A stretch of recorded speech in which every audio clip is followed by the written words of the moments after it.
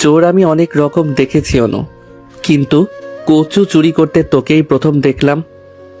মস্করা সূচক তীরের ফলার মতো বলা কথাগুলো ভেসে এসেছে পুরুষালী ভারী কণ্ঠস্বর থেকে। ক্রোধান্বিত দৃষ্টিতে পেছনে ফিরে অনু দেখতে পেল অনলকে। ঠোঁটে তার মুচকি হাসি।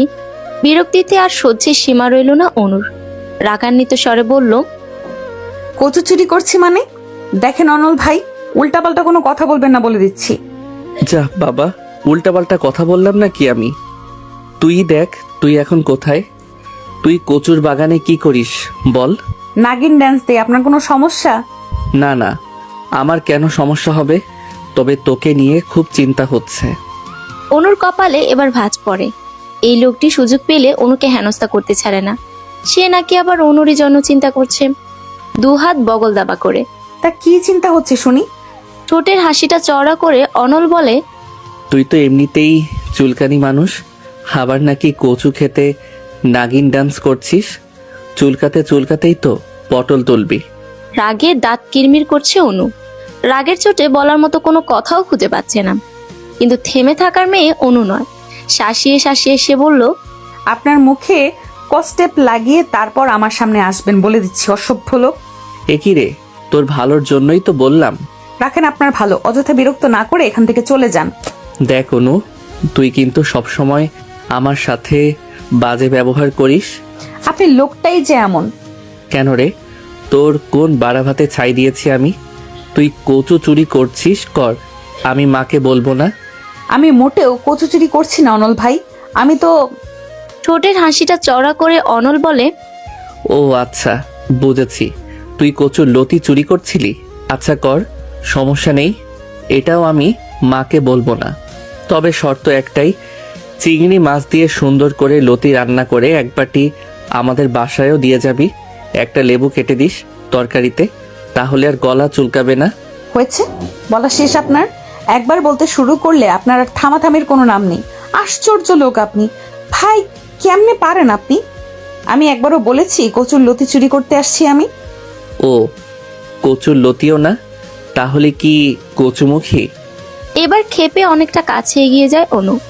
অনলের দিকে একটু ঝুঁকে চিবিয়ে চিবিয়ে বলে, আপনাকে খুন করে ফেলবো আমি। রাগের চোটে কচু তুলে নিয়েছিল অনু। এই কচুতে আমি মরবো না রে অনু, কিন্তু চুলকাবে খুব। সরা প্লিজ। বলে অনু সরে যায়। আবারও গাছগাছালির ভেতর খুঁজে বেড়ায় পিলুকে। সকাল থেকে পিলুকে পাচ্ছে না। ছোট বোন তিনু বলল, অনল ভাইয়ের বাড়ির বাগানে নাকি পিলুকে দেখেছিল। অনল সম্পর্কে ওদের প্রতিবেশী, তবে আরো একটা পরিচয়ও রয়েছে, সে অনুর মায়ের বেস্ট ফ্রেন্ডের ছেলে। অন্যদিকে পিলু হচ্ছে অনুর খরগোশ। দুদিন হবে অনুর বয়ফ্রেন্ড তাসিন গিফট করেছে। অনল গলা খাখারি দিয়ে বলে, অনু, তুই যে রেগে গেলে দাঁতে দাঁত পিষিস, তখন এক কাজ করবি, কয়েক টুকরো আদা রসুন দাঁতের নিচে দিয়ে রাখবি, তাহলে তোর রাগও কমবে, আবার আদা রসুন বাটাও হয়ে যাবে। অগ্নিদৃষ্টি নিক্ষেপ করে একবার অনলের দিকে তাকিয়ে আবারও পিলুকে খুঁজতে শুরু করে। কোনো প্রত্যুত্তর না পেয়ে অনল জিজ্ঞেস করে, তুই কি কিছু খুঁজছিস? কি খুঁজিস?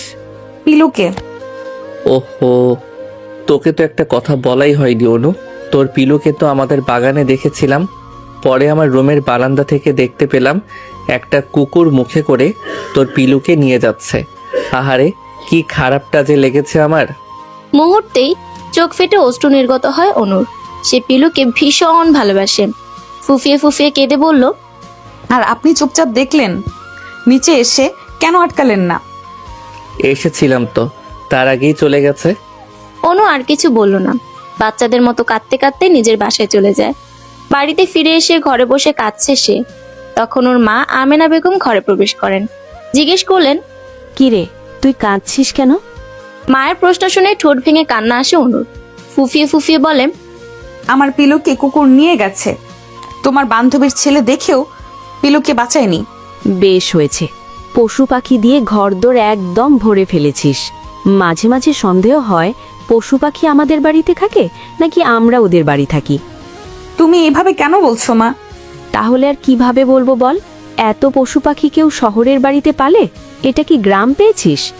শখ করি, পালি মা, আমার ভালো লাগে। তাহলে গরু ছাগলও কিনে দিই, এগুলো কেন বাকি থাকবে? ঘরের মধ্যে গরু ছাগলও পালা শুরু করে দে। কথাগুলো বলে রাগে গজগজ করতে ঘর থেকে বের হয়ে যান তিনি। অসহায় দৃষ্টিতে সেদিকে তাকিয়ে থাকে অনু। একটু মায়া দয়াও বুঝি তার অনুর জন্য হয় না, হবেই বা কি করে? সব ভালোবাসা মায়া তো তার বান্ধবীর ছেলের জন্য, ওই বজ্জাত অনলের জন্য। অনলের কথা মনে পড়তেই রাগে দাঁত মুখ খিচে বিড়বিড় করে অনু। ভগ্ন হৃদয় এবং বিষাদিত চোখনযুগল মেলে আকাশমুখী হয়ে সোফায় শুয়ে আছে অনু। বারবার পিলুর শোকে সে মূর্ছা যাচ্ছে। এই শোকে দুপুরে খাওয়াও হয়নি। এ নিয়ে আমেনা বেগমের রাগের শেষ নেই। খরগোশ তো নয়, যেন ওর বাচ্চা চুরি করে নিয়ে গেছে কেউ। তিনু পাশ কাটিয়ে চলে যাওয়ার সময় পেছন থেকে অনু ডাকে। তিনু পিছন ফিরে দাঁড়িয়ে পড়ে। কোথায় যাচ্ছিস? ছাদে যাই গাছে পানি দিতে। আমায় দে, আমি যাচ্ছি। সমস্যা নেই আপু, আমি পারবো। আমি জানি তুই পারবি। মন ভালো নেই, প্রকৃতির সঙ্গে কিছু সময় কাটালে ভালো লাগবে। তবে যাও। পানি ভর্তি বালতি নিয়ে হেলতে দুলতে ছাদে যায় অনু। ছাদের উঠোন জুড়ে মিষ্টি রোদ। শীতের সময়টা এই মিষ্টি রোদ অমৃতের মতো লাগে। কিন্তু অনুর এখন কোনো অনুভূতিই হচ্ছে না। সে গাছে পানি দিচ্ছে আনমনে। হঠাৎ করে চোখ যায় নিচে। অনল খালি গায়ে দাঁড়িয়ে রয়েছে। রোদে ফুঁসে ওঠে অনু। মনে মনে বিড়বিড় করে বলে, অসভ্য ইতর লোক, তুই ইচ্ছে করে আমার পিলুকে বাঁচাসনি। আজ দেখ আমি কি করি। বালতিতে থাকা অবশিষ্ট সবটুকু পানি সে অনলের গায়ে ঢেলে দেয়।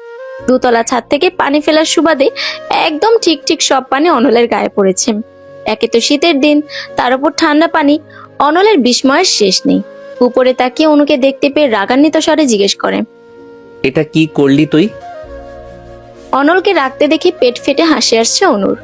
কিন্তু সে কোনো রকমে ঠোঁট টিপে হাসি আটকে রাখার চেষ্টা করে বলে, কি হলো অনল ভাই? অনুর চোখে মুখে স্পষ্ট দুষ্টুমির ছাপ। অনলের বুঝতে অসুবিধা হয় না যে জেনে বুঝে ইচ্ছে করেই অনু কাজটা করেছে। সে চিবিয়ে চিবিয়ে বলে, কি হলো? আবার আমাকে জিজ্ঞেস করছিস পানি ফেললি কেন? ওহো, আপনি খালি গায়ে দাঁড়িয়েছিলেন, আমি ভাবলাম আপনার বোধহয় গরম লাগছে, তাই তো পানি ফেললাম। ওগুলো ভালো পানি ছিল। আপনার গায়ে কি আর আমি নোংরা পানি ফেলতে পারি? কোষে মারবো এক থাপ্পড়। ফাজিল মেয়ে, শীতের দিনে কারো গরম লাগে? মাত্রই গোসল করে এসে আমি রোদে দাঁড়িয়েছিলাম, আর তুই গায়ে পানি ঢেলে দিলি। এতে আমার কি দোষ? আমি কি জেনে বুঝে দিয়েছি নাকি? ছাদে রোদ থাকতে আপনি উদম গায়ে নিচে দাঁড়িয়ে যে রোদ পোহাচ্ছেন আমি বুঝবো কিভাবে? আমার সঙ্গে তুই চালাকি করিস না। আমি বেশ ভালো করেই জানি যে তুই ইচ্ছে করেই এই কাজটা করেছিস। একদমই না, সত্যি বলছি। অনুর বাচ্চা, তুই ওইখানেই দাঁড়া, আজ তোকে আমি মজা দেখাচ্ছি। এই বলেই অনল বাড়ির ভেতর প্রবেশ করে ছাদে যাওয়ার জন্য। এদিকে ভয়ে হাত পা অসাড় হয়ে আসছে অনুর। না জানে ছাদে এসে কোন কাণ্ড করে বসে। অনল ছাদে এসে হাত মুচড়ে ধরে অনুর। ব্যথা টু শব্দ করতেই যেন অনু ভুলে বসেছে যে এই ভয়ে ট্যাঙ্কির পেছনে লুকিয়েছিল। অথচ লাভ কিছুই হলো না। ঠিক ঠিক খুঁজে বের করেছে। শালা ডাফার। মনে মনে গালি দিয়েও অনু ক্ষান্ত হয় না। অনল এবার আরো জোরে হাত মুচড়িয়ে বলে, আমার সাথে বিটলামি করার সাহস কোথায় পেলি তুই? আমি কোনো বিটলামি করিনি, সত্যি বলছি। কোনটা সত্যি আর কোনটা মিথ্যা সেটা আমি জানি। তুই যদি ডালে ডালে চলিস তাহলে আমি চলি পাতায় পাতায়, বুঝছিস? আমায় বিশ্বাস করেন। মরে গেলেও না, তোকে এখন আমি ট্যাঙ্কির পানিতে চুবাবো। চল। না না না, টাঙ্কির পানি অনেক ঠান্ডা, জমে বরফ হয়ে যাব আমি। আমি তো সেটাই চাই। আমার সাথে বিটলামি করার আগে এটা মাথায় ছিল না? মনে মনে বারবার আল্লাহকে ডাকছে অনু। অনলকে সে ভালো করেই চিনে। ট্যাঙ্কির পানিতে চুবানোর সিদ্ধান্ত যেহেতু নিয়েছে, তখন একটা হলেও নাকানি চুবানি খাওয়াবে। অনুর মনের ডাক আল্লাহ শুনেছে। ওই সময় ছাদে এসে উপস্থিত হয় অনিক, অনলের ছোট ভাই। সে ছাদে এসে বলে, ভাইয়া তুমি ছাদে, আর আমি তোমায় কত জায়গায় না খুঁজলাম। কেন, কি হয়েছে? মা তোমায় খুঁজছে, কিন্তু তোমরা এখানে কি করছো? এই বজ্জাত মেয়ে আমার গায়ে ঠান্ডা পানি ঢেলে দিয়েছে। অনলের হাতটা কিঞ্চিত আলগা হয় দ্রুত নিজের হাত ছাড়িয়ে নেয় অনু। অসহায়ের মতো মুখ করে বলে, বিশ্বাস করো অনিক ভাইয়া, আমি ইচ্ছে করে কাজটা করতে চাইনি। আমি তো ভেবেছি ওনার। চুপ, একদম চুপ, মিথ্যাবাদী। ধমকে কিছুটা চমকেও যায় অনু। ওদের ঝগড়া দেখে মিটিমিটি হাসে অনেক। ছোট থেকে দুজনেরই সাপে নেউলের সম্পর্ক দেখে আসছে। সুযোগ একবার পেলেই হচ্ছে। কেউ কাউকে জব্দ করতে সেই সুযোগ এক তিল পরিমাণ পর্যন্ত ছাড়বে না। তবে এর একটা বিহিত এখন করতেই হবে। নয়তো দুজনের ঝগড়া চলতে চলতে রাত হয়ে যাবে। তবুও ঝগড়া থামবে না। অনেক পণ্ডিতের মতো অঙ্গভঙ্গি করে বলে, আচ্ছা আচ্ছা, ঝগড়া অনেক হয়েছে, এখন অনু ঘরে যাও, আর ভাই আমার সঙ্গে বাসায় চলো। অনুর দিকে তাকিয়ে রাগ দেখিয়ে বলল, কিসের বাসায় যাব? আগেই পাজি মেয়েটাকে আমি সায়স্তা করব। ছাদের দরজার সামনে এসে বলে, আপু, গাছে পানি দেওয়া শেষ হয়নি?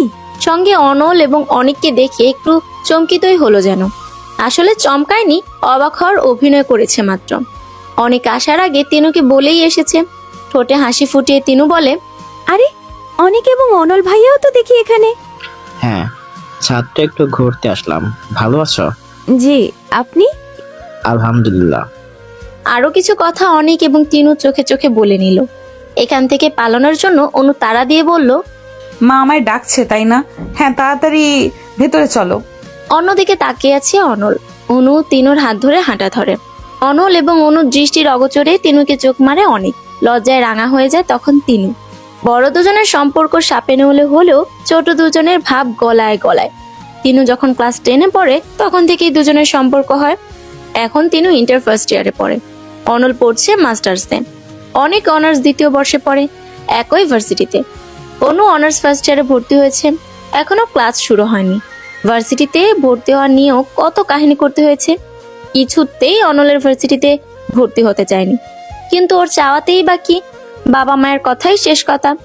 আর তাদের পিছনে কলকাঠি নাড়ছে বজ্জাত অনল। আমেনা বেগম রান্না করছিলেন। পিলুর জন্য মনটা ভালো নেই অনুর। খাওয়ার প্রতি রুচি মরে গেছে। একটু ঝাল ঝাল করে চিংড়ি দিয়ে নুডলস খেতে ইচ্ছে করছে। অনু রান্নাঘরের দিকে এগোয়, মায়ের উদ্দেশ্যে বলে, আম্মা, কি? নুডলস খাবো। এই সময়? খুব খেতে ইচ্ছে করছে। আচ্ছা, রান্না শেষ হোক। কলিং বেলের শব্দ শুনে আমেনা বেগম আবার বললেন, ময়লাওয়ালা আসছে মনে হয়, যা তো ময়লাগুলো দিয়ে আয়। আমি রান্নাঘরে তোমার ময়লা নিতে আসছি? বেশি কথা না বলে যা বলছি তাই কর, যা। প্রচন্ড অনীহা নিয়ে ময়লার ঝুড়ি হাতে তুলে নেয় অনু। রাগে গজগজ করতে করতে দরজা খুলে ময়লাগুলো সামনে ধরে বলে, ময়লা নিয়ে বিদায় হন। সামনের লোকটি অবাক হয়ে তাকিয়ে আছে। ইতস্তত করে ক্ষীণ স্বরে বলে, আমাকে দেখে কি আপনার ময়লাওয়ালা মনে হচ্ছে? এবার অনু ভালো করে খেয়াল করে ময়লার ঝুড়ি নামিয়ে রাখলো। লোকটিকে দেখে তো ময়লাওয়ালা মনে হচ্ছে না। ফর্মাল ড্রেস, চোখে মোটা ফ্রেমের চশমা, দেখতে ভদ্রলোক লাগে। অনু জিজ্ঞেস করলো, কে আপনি? চশমা ঠিক করে বলে, জি, আমি অয়ন। অয়ন না কয়েন সেটা জানতে চাইনি। এখন কেন এসেছেন? কাকে চান? জি, আমি একজন ডাক্তার। ডক্টর কামাল স্যার আমায় পাঠিয়েছেন। ডাক্তার? আপনি কি পাখির ডাক্তার? অয়ন বিব্রত বোধ করতে লাগলো এই প্রশ্নে। পুনরায় চশমার ফ্রেম ঠিক করে বলল, জি না। তো আপনি কি গরুর ডাক্তার? কিন্তু আমরা তো গরু পালি না। জি না, আমি গরুর ডাক্তারও না, আমি মানুষের ডাক্তার। ও, আমরা তো কেউ অসুস্থ না। আমার তিতুস একটু অসুস্থ, তাই মানুষের ডাক্তারের প্রয়োজন নেই। তাহলে কামাল আঙ্কেল আপনাকে কেন পাঠিয়েছে? তিতুসকে? আমার টিয়া পাখি। ও জি, আসলে ওনার বন্ধুর প্রেশার মাপার জন্য। মানে বাবার? ওনার নাম খালেদ রহমান। উনি আমার বাবা হন। আসুন, ভেতরে আসুন। আর কিছু মনে করবেন না, আমি ভেবেছিলাম ময়লাওয়ালা এসেছে। সমস্যা নেই। ডাক্তারকে বাবার রুমে রেখে অনু নিজের ঘরে গিয়ে শুয়ে পড়ে। কিছুক্ষণ শুয়ে থেকে খাঁচা থেকে তিতুসকে বের করে হাতের উপর রাখে, মাথা চুলকে দেয়, কথা বলে। আমেনা বেগম রুমে এসে বলেন, আবার পশু পাখি নিয়ে বসছিস? মা, কতবার বলেছি ওদের পশু পাখি বলবে না। সুন্দর সুন্দর নাম রেখেছি আমি। আর এই টিয়ার নাম তিতুস, ওকে তিতুস ডাকবে। তোর মতো এত রংঢং তো আমি করতে পারবো না।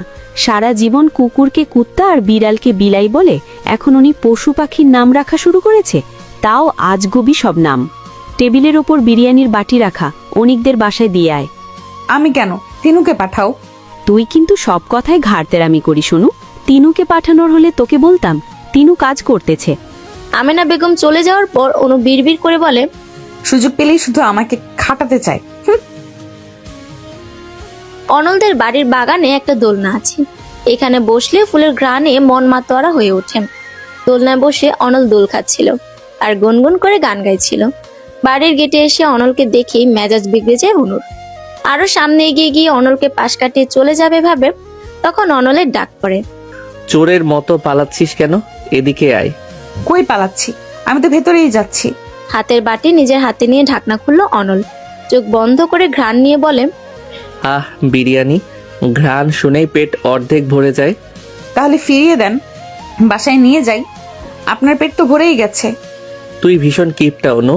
যাকগে, ওসব বাদ দে। একটু আগে তোদের বাসায় একটা ছেলেকে যেতে দেখলাম। কে রে? ডাক্তার আব্বুর প্রেশার মাপতে এসেছে। আগে না কামাল আঙ্কেল আসতো? উনিই পাঠিয়েছেন। সত্যি বলছিস নাকি কাহিনী অন্য কিছু? অন্য কি কাহিনী হবে? তোকে দিয়ে বিশ্বাস কি? যাই হোক, ডাক্তারদের থেকে দূরে থাকবি। মোট কথা, ছেলেদের থেকে দূরে থাকবি। ঢং যত সব। আপনার তো মাথা ব্যথা করা লাগবে না। ওই ডাক্তার বিবাহিত, 2টা বাচ্চাও আছে। এর মধ্যে খোঁজ নেওয়াও শেষ?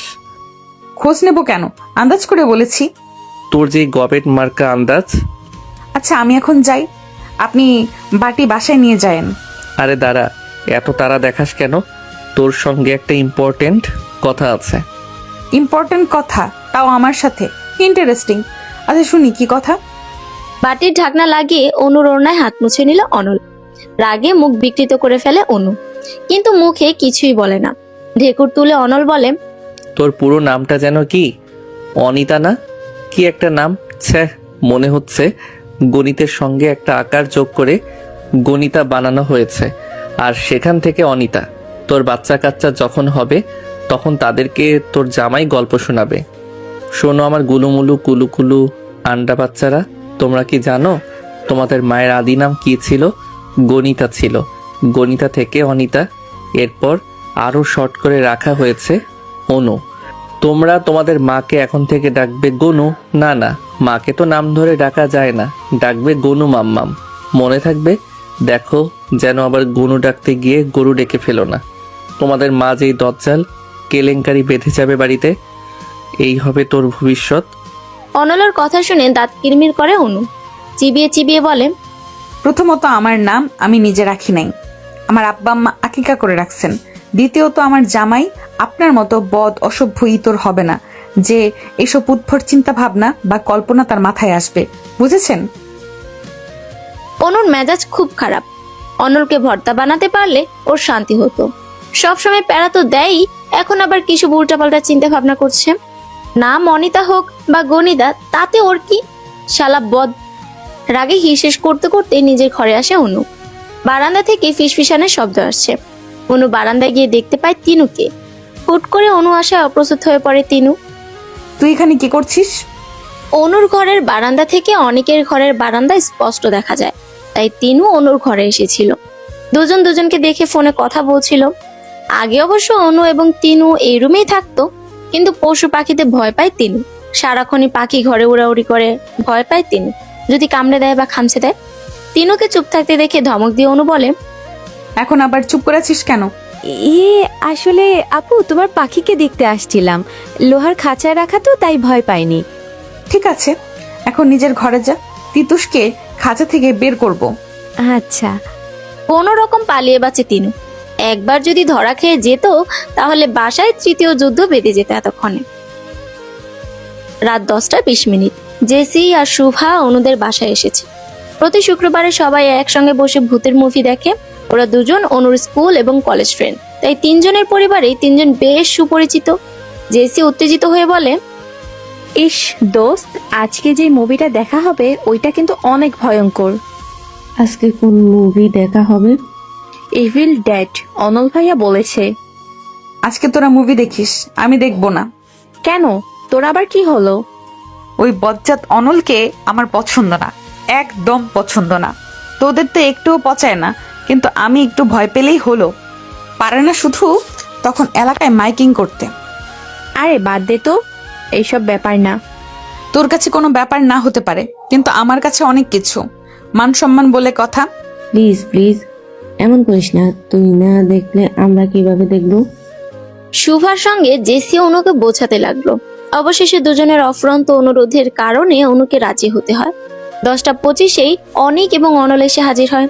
এসে বসতে না বসতে অনল অনুকে আদেশ দিয়ে বলেন, অনু, আমার জন্য এক গ্লাস শরবত নিয়ে আয় তো। শরবত? শীতের সময় কেউ শরবত খায়? আমি খাই, আর তুই বানাবি যা। পারবো না। ফ্লাক্সের চা বানিয়ে রেখেছে মা, চা খান। আন্টি বানিয়ে রেখেছে বলেই চা খাবো না। তুই আমার জন্য শরবত বানাবি, গুড়ের শরবত, এবং সেটা এখনই। হারিয়াপ। মেজাজ দেখিয়ে অনু রান্নাঘরে চলে আসে। চিবিয়ে চিবিয়ে বলে, তোরে আমি শরবতের মধ্যে ডুবামো, অসভ্য বেটা। রাগে গিজগিজ করতে করতে কিছুক্ষণ রান্নাঘরে পায়চারি করে অনু। হঠাৎ করে বুদ্ধি উদয় হয় মাথায়। এক গ্লাস পানি চুলায় বসিয়ে দেয়। 10টার মতো কাঁচামরিচ 2 টুকরো করে ওই পানিতে ছেড়ে দেয়। পানি ফুটে আসার পর ছাঁকনি দিয়ে ছেঁকে অর্ধেক পানি গ্লাসে নেয়। তারপর ফ্রিজ থেকে ঠান্ডা পানি বের করে গ্লাসের গরম পানির সঙ্গে মিক্সড করে 1 চামচ ঝোলা গুড় আর 5 চামচ লবণ মিশিয়ে তৈরি করে স্পেশাল শরবত। গ্লাস হাতে নিয়ে বাঁকা হাসি দিয়ে স্বগতোক্তি করে বলে, এবার তোমার শরবত খাওয়ার শখ মিটিয়ে দেবো চান্দু। শরবত নিয়ে ড্রয়িং রুমে যায় অনু। মুভি অলরেডি শুরু হয়েছে। গ্লাস নিয়ে অনল বলে, এত লেট লতিফ হলে চলে? অনু কিছু বলল না। অপেক্ষায় রইল অনলের শরবত পান করা দেখার। আরাম করে বসে অনল শরবতে চুমুক দেয়। এক ঢোক গিলতেই প্রায় চেঁচাতে গিয়েও নিজ হাত দ্বারা মুখ বন্ধ করে রাখে। রক্তবর্ণ চক্ষু ধারা সে তাকিয়ে থাকে অনুর দিকে। ওর মুচকি হাসি যেন অনলের শরীরে আগুন ধরিয়ে দিচ্ছে। মুভি না দেখে কাউকে কিছু না বলেই অনল বাসায় চলে যায়।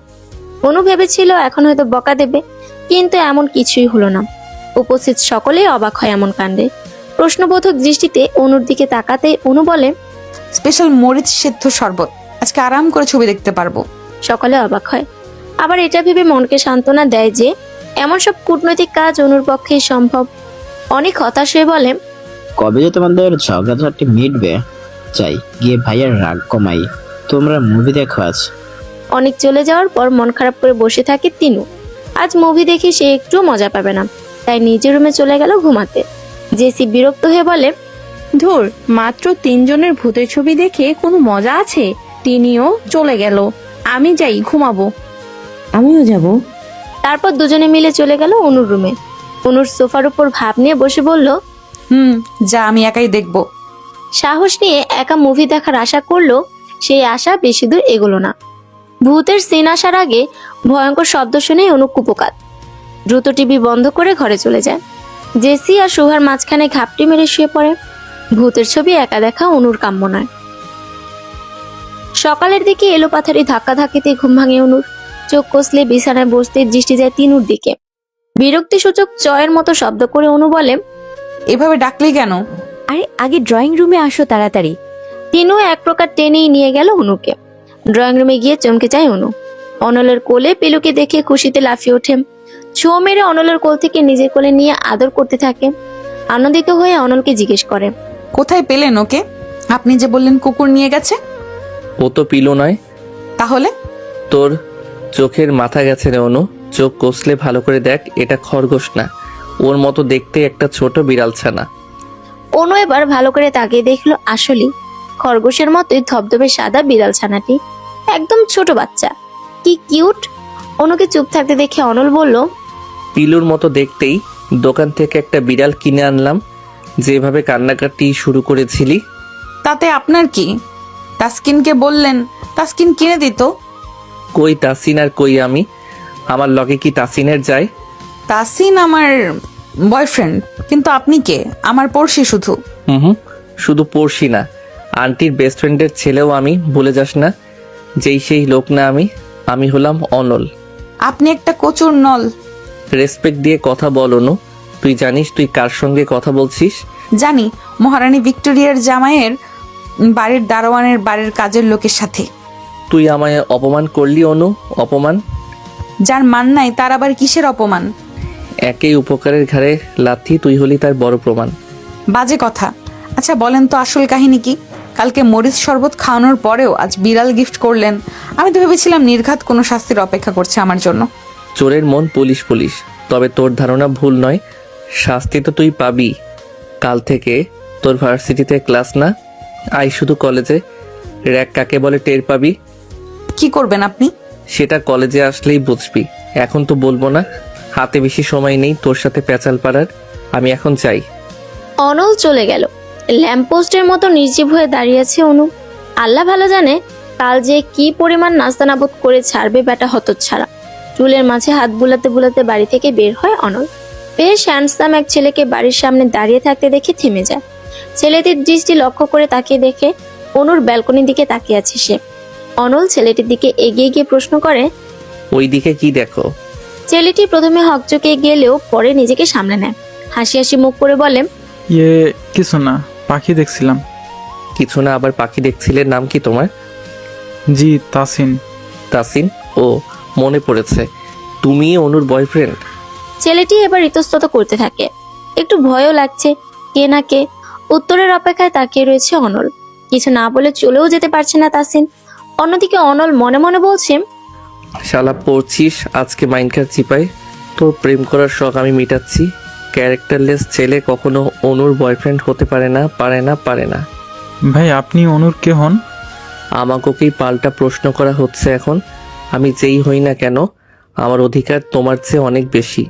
আমি খুব ভালো করেই জানি তুমি অনুর বয়ফ্রেন্ড। তোমার সব খোঁজ খবরও আমি নিয়েছি, শুধু সামনাসামনি দেখলামই আজ। অনু ছাড়াও যে তোমার আরও কতগুলো জিএফ আছে সেই খবর কিন্তু আমার আছে। অনুকে গাপ্পি মাছ ভেবে জালে আটকে ফেলবা, আর আমি তা হতে দেব এটা ভুলেও ভেবো না। সো সময় থাকতে আউট হও। আপনার পরিচয়টাই এখনো জানলাম না, আর আপনি হুমকি ধামকি দিচ্ছেন? আমার পরিচয় জানার দরকার নেই। অনুর সাথে ব্রেকআপ করার সময় জাস্ট জিজ্ঞেস করবা অনলকে, তাহলেই তোমার উত্তর পেয়ে যাবে। শেষের কথাটা এক্সট্রা ভাব নিয়ে বলল অনিল। তাসিন এবার হেসে ফেলে, হাসতে হাসতে বলে, ওহো, আপনি তাহলে অনল ভাই? অনু আমাকে আপনার কথা বলেছিল। এই কথা শুনে অনলের অবস্থা এখন আকাশে উড়ার মতো। একটু ভাবসাব নিয়ে দাঁড়িয়ে বলে, কি বলেছিল? অসভ্য, বেয়াদব, ইতর, কুত্তা, হতছাড়া অনল নামে একটা ছেলে আছে, সম্পর্কে ভাই ডাকি, আমার বেস্ট ফ্রেন্ডের ছেলে, এরকম কথাই বলেছিল। আসলে আপনার কথা যতবার বলেছে ততবার গালিগুলো ব্যবহার করেছে, তাই আমারও মুখস্থ হয়ে গেছে। আপনি কিছু মনে করবেন না। সব ভাবসাব ধুলার সঙ্গে একদম ধুলিসাৎ হয়ে গেছে। শেষমেশ অনু এইগুলো বলেছে, তাও কিনা ওর সো কল্ড ক্যারেক্টারলেস বয়ফ্রেন্ডের কাছে। না, এই অপমান কিছুতেই সহ্য করা যায় না, একদমই না। ওই অনুকে তো একটা উচিত শিক্ষা দিতেই হবে। তার আগে এই ব্যাটাকে এখান থেকে দূর করতে হবে। অনল পকেট থেকে ফোন বের করে এনামুলকে কল করে বলে, দোস্ত, রাজীব আর চেলাপেলা পোলাপাইন যতগুলো আছে সবগুলোরে নিয়ে বাড়ির সামনে আইতো, অনুর বয়ফ্রেন্ডরে পাইছি।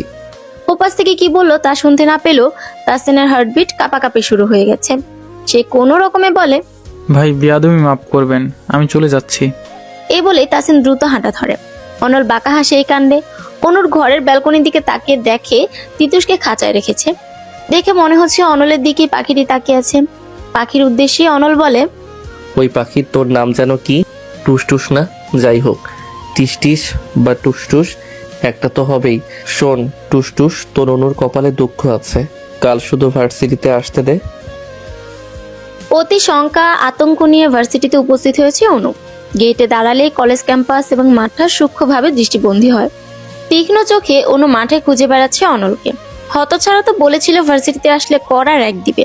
অনু নিজেই নিজেকে সান্ত্বনা দিয়ে বলে, এইসব র্যাকট্যাগে আমি ভয় পাই না, তবুও কেমন জানি লাগে। আচ্ছা, এত ভয় কেন পাচ্ছি আমি ওই ইডিয়েটটাকে? একদম ভয় পাবো না আমি। এমনিতে তার উপর আমার মেজাজ খারাপ। আমার বয়ফ্রেন্ডকে হুমকি দেওয়া, শালা শুধু একবার যদি কাল রাতে তোকে বাসায় পেতাম তবে দেখতি। আমার ভয়ে লুকিয়ে কেন ছিলি? বল বল। আদতে অনল লুকিয়ে ছিল না, বরং বন্ধুদের সঙ্গে আড্ডা দিতে গিয়েছিল। তাসিনের কাছে হুমকির বিবৃতি শুনে তৎক্ষণাৎ ওর বাসায় গিয়েছিল অনু। সকালে পায়নি, বিকেলে পায়নি, এমনকি রাতেও নয়। ওই সময় অনলের ওপর রাগ ছাড়তে না পেরে মনকে এই বলে সান্ত্বনা দিয়েছে যে অনুর ভয়েই অনল পালিয়েছে। আরে ভাই, মেজাজ ঠান্ডা তো করতে হবে। মেজাজ ঠান্ডা করার জন্য উলট পালট বলে মনকে বোঝানো সঠিক কাজ, একদম সঠিক। কলেজের গেটের সামনে পায়চারি করতে করতে জেসি এবং শুভার জন্য অপেক্ষা করছে অনু। চাইলে আগে সে ক্লাসে যেতে পারে, কিন্তু সে খুব ভালো করেই জানে অনলের চোখ ফাঁকি দিয়ে ক্লাসে যাওয়া অত সহজ অনুর জন্য হবে না। বরং অনেক বাধা বিপত্তি পেরিয়ে তবেই সে ক্লাসে যেতে পারবে। সাহস অনুর অনেক আছে, কিন্তু সে দেখাতে চাচ্ছে না।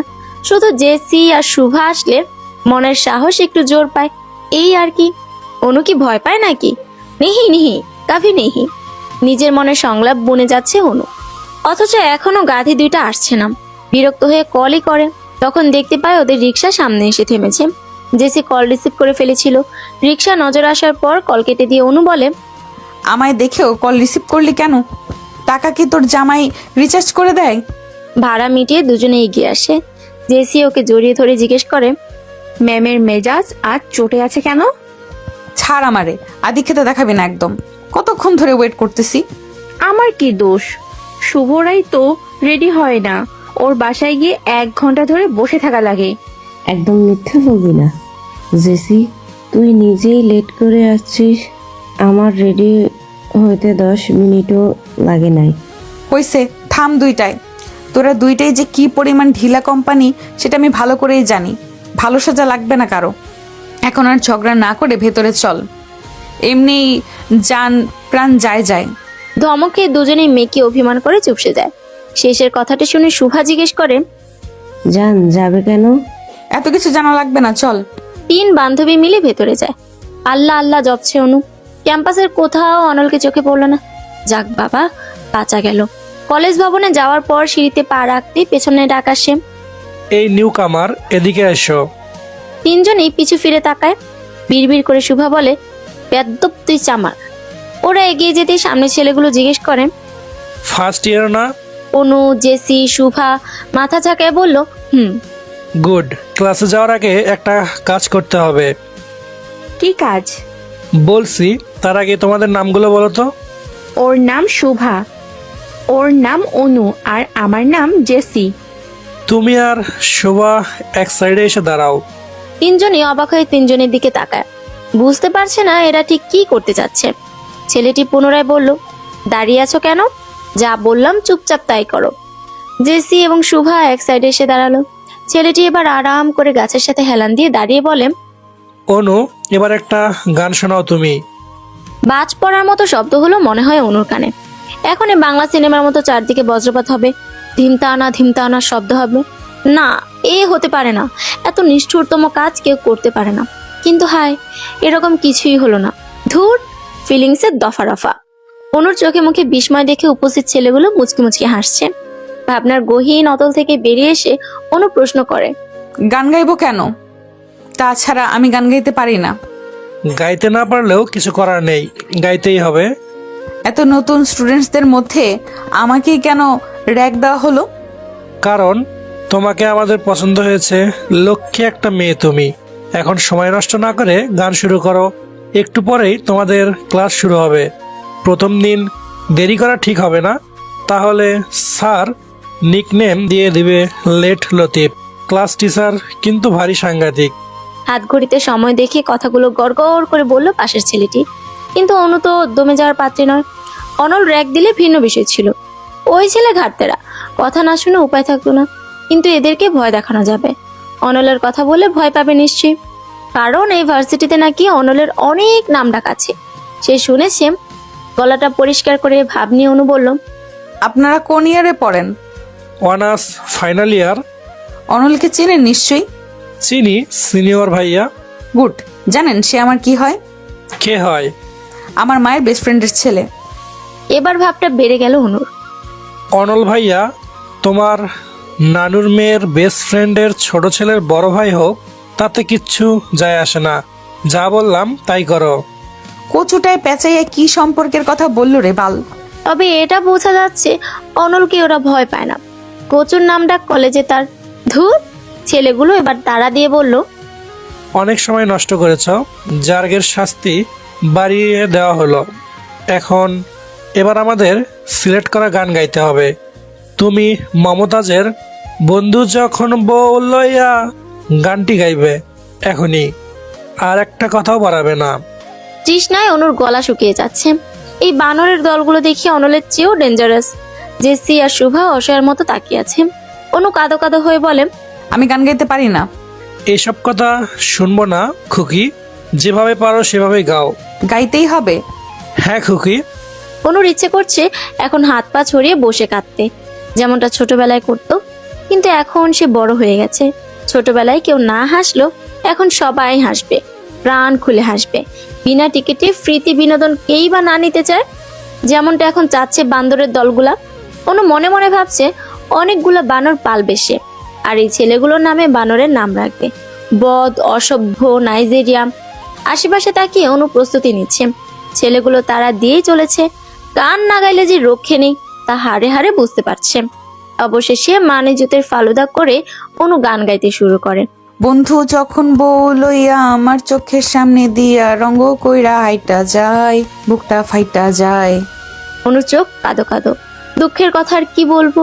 এই সিচুয়েশনে অনুর গান শুনে জেসি আর শুভারও হাসি পাচ্ছে, কিন্তু বান্ধবীর বিপদে হাসাটা অনুচিত, তাই আপ্রাণ চেষ্টা করে চলেছে হাসি আটকানোর জন্য। ছেলেগুলো মিটিমিটি হাসছিল। বলল, সুর হয়নি খুকি, আরেকবার গাও, এবার হবে।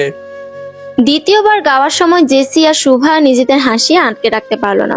দুজনে অট্ট হাসি হেসে ফেললো। এবার ছেলেগুলো শব্দ করে হাসা শুরু করে, আর অনুর ইচ্ছে করছে সবগুলারে মেরে মাটি চাপা দিয়ে রাখতে।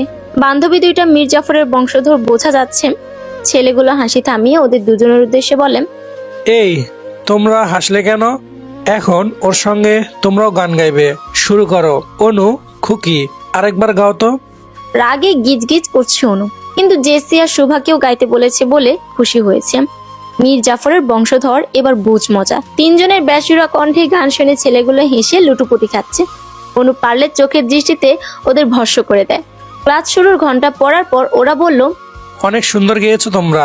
মাঝে মাঝে আমাদের একটু গান শুনিও, কেমন খুকিরা? এখন ক্লাসে যাও। Good luck. গান শুনে মরলি না কেন বান্দরের দলগুলো? গানের সঙ্গে বিষ মেশানোর সুযোগ থাকলে সেই বিষ তোদের গিলাতাম। অসভ্য।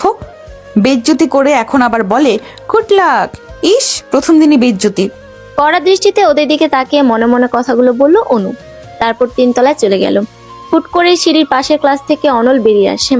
অনুর পথ রোধ করে কানে কানে বলে, র্যাক কেমন লাগলো অনু? ওদেরকে আজই একটা ট্রিট দেবো, বুঝলি? একদম আমার শেখানো বলি তোর উপর ঝেড়েছে। আহা, আমি কত ভালো প্রশিক্ষণ দেই। তার মানে আপনি ওদেরকে এসব শিখিয়ে দিলেন? অনল ঠোঁট বাঁকিয়ে হাসতে হাসতে উপন্যাস মাথা ঝাঁকায়। রাগে অনু দৌড়ানি দেয়। অনলও দৌড় শুরু করে। তখন হাতে থাকা কলমটা ছুঁড়ে মারে অনলের দিকে, কিন্তু বিধি বাম। ভাগ্য খারাপ থাকায় অনলের গায়ে কলমটি লাগেনি, লেগেছে স্যারের গায়ে। স্যার কিছু বুঝে ওঠার আগেই অনু, জেসি আর শুভা দৌড়ে ক্লাসে যায়। আল্লাহ ভালো জানে মুখ দেখছে নাকি। স্যার ক্লাসে আসার আগে মাঝখানে সারিতে ঘাপটি মেরে বসেছিল তিনজনে। প্রিন্সিপাল সহ সব টিচার এসে নিজেদের পরিচয় দিয়ে গেছে। তারা চলে যাওয়ার পর ক্লাস টিচার পরিচয় পর্ব শুরু করে। অনু, জেসি আর শুভা ভয়ে তটস্থ হয়ে রয়েছে। ওদের পরিচয় পর্ব শেষ হওয়ার পর হাত ছেড়ে বাঁচে, কারণ স্যার ওদের দেখেনি। দেখলে নির্ঘাত এখানেও একটা বেইজ্জতির শিকার হতে হতো। ভার্সিটির প্রথম দিনটাই বাজেভাবে শুরু হলো। ধ্যাৎ, সব হয়েছে ওই বজ্জাত অনলের জন্য। শুভা তখন ফিসফিস করে বলে, অনল ভাইয়া, এটা কিসের প্রতিশোধ নিল রে? মরিচ সিদ্ধ শরবত খাওয়ানোর জন্য। কপাল, সবই কপাল। এসব আজগুবির রেসিপি কেন যে তোর মাথায় আসলো? এই আজগুবির রেসিপির জন্য মান সম্মান সব শেষ হলো। চুপ কর মীর জাফরের বংশধর। আমার চেয়ে বেশি বেইজ্জতি তো আর তোদের হয়নি। আর তোরা কেমনে পারলি ওই সময় হাসতে? কি করব, হাসি পাচ্ছিল তো। সময় আসুক আমার, তখন বুঝাবো হাসি কাকে বলে, কত প্রকার এবং কি কি। 3টা ক্লাস করার পর ছুটি হয়ে যায়। তাসিন অনুকে নিতে এসেছে। জেসি এবং শুভাকে বিদায় দিয়ে অনু তাসিনের বাইকে করে বাড়ি আসে। অনু বাড়ির ভেতর চলে যাওয়ার পর অনলের মুখোমুখি হয় তাসিন। অনল ভ্রু নাচিয়ে বলে, কি খবর ছোট ভাই? তোমারে না বলছিলাম অনুর সাথে ব্রেকআপ করতে? আপনার কোথায় ব্রেকআপ কেন করব ভাই? তাছাড়া আমি তো এটাই বুঝি না, আপনার সমস্যাটা কি? আমরা দুজন দুজনকে ভালোবাসি, মাঝখানে আপনি কেন আসছেন? দেখলি সাহস কত এই ছেলের। এই এতক্ষণ ভালো করে কথা বললাম, ভালো লাগেনি? কিসের ভালোবাসা? অনু তো একটা বোকা গাধি। ভালো লাগা ভালোবাসার তফাতই বোঝে না। আমি ড্যাম শিওর ভালোবাসা কি সেটা বুঝলে তোমার মতো ক্যারেক্টারলেস একটা ছেলের সঙ্গে কখনোই রিলেশন করতো না। আদারওয়াইজ ও তো জানেও না তোমার আরো কতগুলো মেয়ের সঙ্গে রিলেশন আছে। তুমি তো একা ওরে ভালোবাসো না। সময় থাকতে এখনো ভালো করে বলতেছি, অনুর পথ থেকে সরে দাঁড়াও। দেখেন ভাই, আমি আপনার সাথে ঝামেলা করতে আসি নাই। আমি আরও মেয়ের সাথে রিলেশন করি বা যাই করি, আপনার তাতে কি? অনুর তো সমস্যা নাই, তাই না? হুদাই আপনি ঝামেলা পাকায়েন না তো। বুঝছি, সোজা কথা শোনার মতো ছেলে তুমি না, ঘাট তেরা আছো। তবে আমার চেয়ে বেশি না। লাস্ট ওয়ার্নিং দিতেছি, অনুর পথ থেকে না সরলে আমার চেয়ে খারাপ কেউ হবে না। আপনি যা পারেন কইরেন, আমি অনুকে ছাড়বো না। আর অনুও আমাকে ছাড়বে না। ওভার কনফিডেন্স হয়ে গেল না? তুমি অনুরে না ছাড়লেও অনু তোমায় ছাড়বে। পারলে চেষ্টা করে দেখতে পারেন। অনেক কষ্টে অনুর মন গুলিয়েছি। আমার প্রতি ওর অগাধ বিশ্বাস আর ভালোবাসা আছে। তাছাড়া আপনাকে এমনিতেও অনু পছন্দ করে না, সহ্যও করতে পারে না। আপনার কথায় অনু আমায় ছাড়বে না। ছাড়বে, just wait and watch. Tasin আর কিছু বলল না, বাইক নিয়ে সেখান থেকে চলে যায়। অনিক তখন বলে, বাদ দাও না ভাই, কি দরকার অযথা ওদের মাঝে ঝামেলা করার। দরকার আছে অনেক।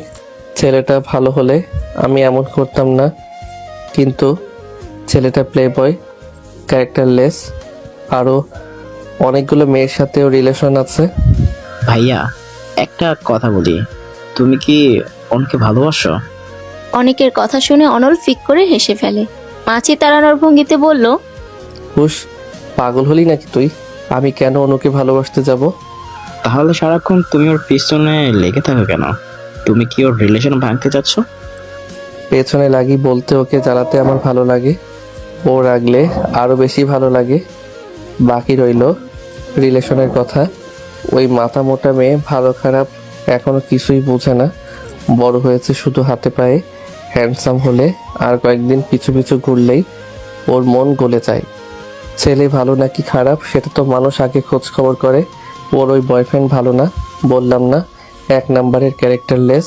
এই জন্যই আমি চাচ্ছি না তাসিনের সাথে ওর রিলেশন থাকুক। বুঝলাম। এখন কথা হচ্ছে, ছেলে ক্যারেক্টারলেস হোক অথবা ভালো, তাতে তোমার কি? মানে আমাদের কি? জীবন ওর, সিদ্ধান্ত ওর, যার সাথে ইচ্ছে রিলেশন করুক। এটা সিদ্ধান্ত নয়, অনেক আবেগ। অন্য আবেগের বশে কোনো ভুল কাজ করুক কিংবা কারো দ্বারা ওর ক্ষতি হোক, এটা আমি চাই না। এখন যাই, এনামুল দেখা করতে বলেছে। আচ্ছা যাও। অনেক বাড়ির ভেতর যাওয়ার পর অনল আসে অনুদের বাসায়। তিনি দরজা খুলে দেয়। অনল জিজ্ঞেস করে, অনু কি করে? আপু ঘুমাচ্ছে, এসেই শুয়ে পড়েছে। অলসের অলস, বিড়ালটা কোথায়? আপুর ঘরেই। চলো তো যাই। তিনুকে নিয়ে অনল অনুর ঘরে আসে। ঘরে ফ্লোরে বসে আছে বিড়াল ছানাটি। বিড়ালটি হাতে নিয়ে অনল তিনুকে বলল, ওই কুম্ভকর্ণটাকে ডেকে তোলো। হুহু, আপু বকবে, আপনি ডাকেন। আমার ডাকা লাগবে না। তিনি ওই অসভ্য লোকটাকে বল চলে যেতে। তুই ঘুমাসনি নাকি ঘুমিয়ে ঘুমিয়ে মাছ ধরিস? একদম বাজে কথা বলবেন না, বিরক্ত লাগতেছে আপনাকে, আপনি চলে যান। এত রেগে আছিস কেন? রাগ দেওয়ার জন্য? কথাই বলবেন না আপনি, যান বলছি। উফ, কি রাগ বাবা, আমার কি দোষ? আমি তো আর তোকে শাস্তি দেইনি। আপনি দেননি, কিন্তু আপনার কথা মতোই তো ওরা কাজ করেছে, তাই না? তা করেছে। আচ্ছা, কাল যে তোর টুসটুস পাখিকে সব বললাম, তোকে সাবধান করেনি? ওর নাম টুসটুস না, তিতুস। ওই একই হলো, তোর মতোই অদ্ভুত নাম তোর পশু পাখির, মনে থাকে না? আপনাকে মনে রাখতে বলেছে কে? এক্ষুনি আপনি আমার ঘর থেকে বের হয়ে যাবেন। বের হব না। কি করবি? অনু বিছানা ছেড়ে তেড়ে আসে অনলের দিকে। অবস্থা বেগতিক দেখে অনল দৌড় দেয়, নয়তো হাতের সবগুলো নখ হাতে দাবিয়ে দেবে। পেছনে দৌড়াতে গিয়ে অনু ধাক্কা খেলো বাবার সঙ্গে। অস্ফুট স্বরে তিনু বলল, সর্বনাশ। খালেদ রহমান ভীষণ রাগী মানুষ, নিশ্চুপ এবং গম্ভীর স্বভাবের। সামনেই মাথা নত করে দাঁড়িয়ে রয়েছে অনু। তিনি তিরিক্ষ মেজাজে বলেন, সবসময় এত দৌড়াদৌড়ি কিসের? শান্তভাবে হাঁটা যায় না? সরি আব্বু। তিনি গললেন না, চেঁচিয়ে আমেনা বেগমকে ডাকেন। হন্ততন্ত হয়ে আমেনা বেগম রান্নাঘর থেকে বেরিয়ে আসেন। খালেদ রহমান বলেন, মেয়েদের শিক্ষা থেকে কিছু দাওনি না? মেয়েরা মায়ের থেকে শিখবে না তো কার থেকে শিখবে? কি হয়েছে সেটা তোমার মেয়েকে জিজ্ঞেস করো। এমন দূরত্বপূর্ণ স্বভাব বাদ দিতে বলো, নম্রতা ভদ্রতা কিছু শেখাও। কি হয়েছে? কি হয়েছে সেই তোমার মেয়েকে জিজ্ঞেস করো। এমন দূরত্বপূর্ণ স্বভাব বাদ দিতে বলো, নম্রতা ভদ্রতা কিছু শিখাও। তিনি অনলের দিকে একবার বিভাব সুদৃষ্টিতে তাকিয়ে চলে গেলেন বাইরে। এতক্ষণ একপাশে অনলও চুপ করে দাঁড়িয়েছিল। তিনি চলে যাওয়ার পর আমেনা বেগম জিজ্ঞেস করেন, কি করেছিলি তোরা দুটোয়? আমার কোনো দোষ নেই আন্টি, তোমার মেয়েই তো আমায় দৌড়ানি দিয়েছে। এসব সত্যি অনু? হ্যাঁ সত্যি। কেন দৌড়ানি দিয়েছি সেই কারণটাও তার থেকে শুনে নিও। এরপর গটগট করে সে চলে যায় নিজের রুমে। দুজনের ঝগড়াঝাটি সম্পর্কে তিনি বেশ ভালো করেই অবগত, তাই আর খাটালেন না এই বিষয়ে। অনু ভীষণ রেগে আছে বলে আর রাগালো না অনল। এই রাগ যে আবার কোনভাবে প্রয়োগ করবে কে জানে। 5 বার ফোন দিয়েছিল তাসিন, ফোন সাইলেন্ট থাকায় শুনতে পায়নি অনু।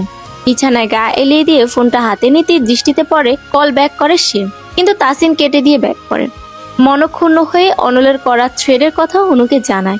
অগ্নিশিখা দাউ দাউ করে জ্বলছে অনুর দু চোখে। তৎক্ষণাৎ ফোন রেখে অনু অনলকে খুঁজতে যায়। আজকে তো ওর খবর আছেই। চায়ের দোকানে বসে পা দুলিয়ে দুলিয়ে চা পান করছিল অনল এবং ওর বন্ধুরা। দূর থেকে অনুকে আসতে দেখে রাজীব বলল, দোস্ত, অনু আসতেছে, দেখে তো মনে হচ্ছে রেগে ফায়ার হয়ে আছে। রাজীবের কথায় ঘাড় বাঁকা করে পেছনে তাকায় অনল।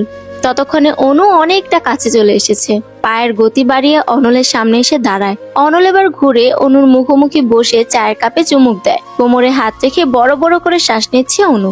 কাপের চাটুকু শেষ করে অনল অনুর উদ্দেশ্যে বলে, সাপের মতো হিস হিস করছিস কেন অনু? তুই কি সাপের দেবী? এমনিতেই অনলের ওপর তার রাগের সীমা নেই, তার উপর এখন উল্টাপাল্টা কথা বলছে। রাগের মাত্রা দ্বিগুণ থেকে 4 গুণ হয়ে যায়। অনু কটমট করে তাকিয়ে থাকে অনলের দিকে। নাক ফুলিয়ে দাঁতে দাঁত পিষে বলে, আপনি তাসিনকে কি বলেছেন? তাসিনকে? ও মনে পড়েছে, সো কল বয়ফ্রেন্ডের কথা বলছিস? কি বলবো ওই বলদটাকে? কিছুই বলিনি। অনু নিচের ঠোঁট কামড়ে রাগ কন্ট্রোল করার চেষ্টা করছে। চায়ের দোকানদার আর অনলের বন্ধুরা অনুর দিকে তাকিয়ে আছে। এখানে বেশি কিছু বলা মানে সিন ক্রিয়েট করা। এলাকার সবাই জানে অনু শান্তশিষ্ট লক্ষ্মী মেয়ে। এই খেতাবগুলো বজ্জাত অনলের জন্য নষ্ট করতে চাচ্ছে না। যা বলার আন্টিকেই বলতে হবে। মনে মনে হিসাব কষিয়ে অনু চলে যাওয়ার জন্য উদ্যত হয়। কয়েক কদম এগোনোর পর অনল অনুর নাম ধরে ডাকে। ডাক শুনে পিছু ফিরে অনু অনলের দিকে অগ্নিদৃষ্টি নিক্ষেপ করে। তারপর হন হন করে আবারও হাঁটা শুরু করে। অনল দৌড়ে যায় অনুর কাছে, পাশাপাশি হাঁটতে হাঁটতে বলে, এতদিন ভাবতাম ওই বলদটাকে বলদ বললেও সত্যিকার অর্থে বলদ নয়, কিন্তু আজকে প্রমাণ হলো ওই শালাই শুধু বলদই নয়, একটা রাম ছাগলও। আপনি কিন্তু বেশি বাড়াবাড়ি করছেন। বাড়াবাড়ির কি দেখলি তুই? তোর ওই সো কল্ড বলদ বিএফকে যদি আর দেখেছি এই এলাকায়, তাহলে ঠ্যাং ভেঙে রেখে দেব। তারপর একটা ভাঙা থালা হাতে দিয়ে 4 রাস্তার মোড়ে বসিয়ে দেব ভিক্ষা করতে। পাশে তুইও থাকিস, দুজন মিলে ভিক্ষা করবি। আপনি একটা নিকৃষ্ট, অসহ্য, বিরক্তিকর লোক। অনল মুচকি হেসে অনুর থেকে পিছিয়ে যায়। নিজের চুলের মাঝে হাত বুলাতে বুলাতে অনুর দিকে কিছুটা ঝুঁকে দাঁড়ায়। চোখ দুটো ছোট ছোট করে বলে, জানি। 2 হাতে ধাক্কা দিয়ে অনলকে সরিয়ে দিয়ে অনু বলে, আপনাকে আর কিছু বলবো না আমি তো এটাই বুঝি না, আমাকে নিয়ে এত কিসের সমস্যা আপনার? থাকবো না আর এই এলাকায়, মাকে বলে চলে যাব। তাই নাকি? চলে যাবি? আমিও দেখব তুই আন্টিকে কি করে রাজি করাস। রাগে চোখ মুখ গাল লাল হয়ে আছে অনুর। পারছে না শুধু অনলকে পানি ঝাড়াই গিলে খেতে। অনল বেশ উপভোগ করছে অনুর এই রিয়েকশন। অনলকে মুচকি মুচকি হাসতে দেখে আরো বেশি রাগ হয় অনুর। জিদ্দে বলে, অসভ্যের মতো হাসবেন না। কেন রে অনু, তুই পেঁচিমুখী বলে কি আমিও পেঁচা? আমি তো হাসতে পারি। অনু আর কথা না বাড়িয়ে হাঁটা শুরু করে। অনল শব্দ করে হাসতে হাসতে বলে, রাগলে তোকে লাল টমেটোর মতো লাগে অনু। অনু দাঁড়িয়ে যায়। অনলের দিকে ঘুরে দাঁড়িয়ে শান্ত কণ্ঠে জিজ্ঞেস করে, আপনি কি আমায় ভালোবাসেন অনল ভাই? অনলের হাসি থেমে যায়। চুপ করে তাকিয়ে থাকে অনুর দিকে। উত্তরের জন্য অপেক্ষায় দাঁড়িয়ে রয়েছে অনু। শান্ত ও শীতল বাতাস দুজনকে ছুঁয়ে দিচ্ছে। হঠাৎই অনল ফিক করে হেসে বলে, তোকে ভালোবাসতে যাব আমি? তোর চাইতে তো রাস্তার কোনো পাগলিকে ভালোবাসাও উত্তম। এবার মনে হচ্ছে রাগে কান দিয়ে ধোঁয়া বেরোচ্ছে অনুর। চারপাশে অনলকে মারার জন্য কিছু খুঁজছে। এদিকে পেটে হাত চেপে অনল হেসেই চলেছে। ইটের অর্ধেক টুকরো হাতে তুলে নিয়ে অনলের দিকে এগিয়ে আসে অনু। অনল পেছাতে পেছাতে বলে, এটা দিয়ে মারিস না রে অনু, মাথা ফেটে যাবে। আর মাথা ফেটে গেলে রক্ত বের হবে। রক্ত বের হলে আমি মারা যাব, আর আমি মারা গেলে আমার হবু বউ বিধবা হবে। তুই এটা করতে পারিস না অনু। শেষের লাইনটা বলতে বলতে অনু দৌড়ে আসতে শুরু করে। এবার অনলও দৌড় শুরু করে। জিদ্ধে ইট ছুঁড়ে মেরে ক্ষান্ত হয়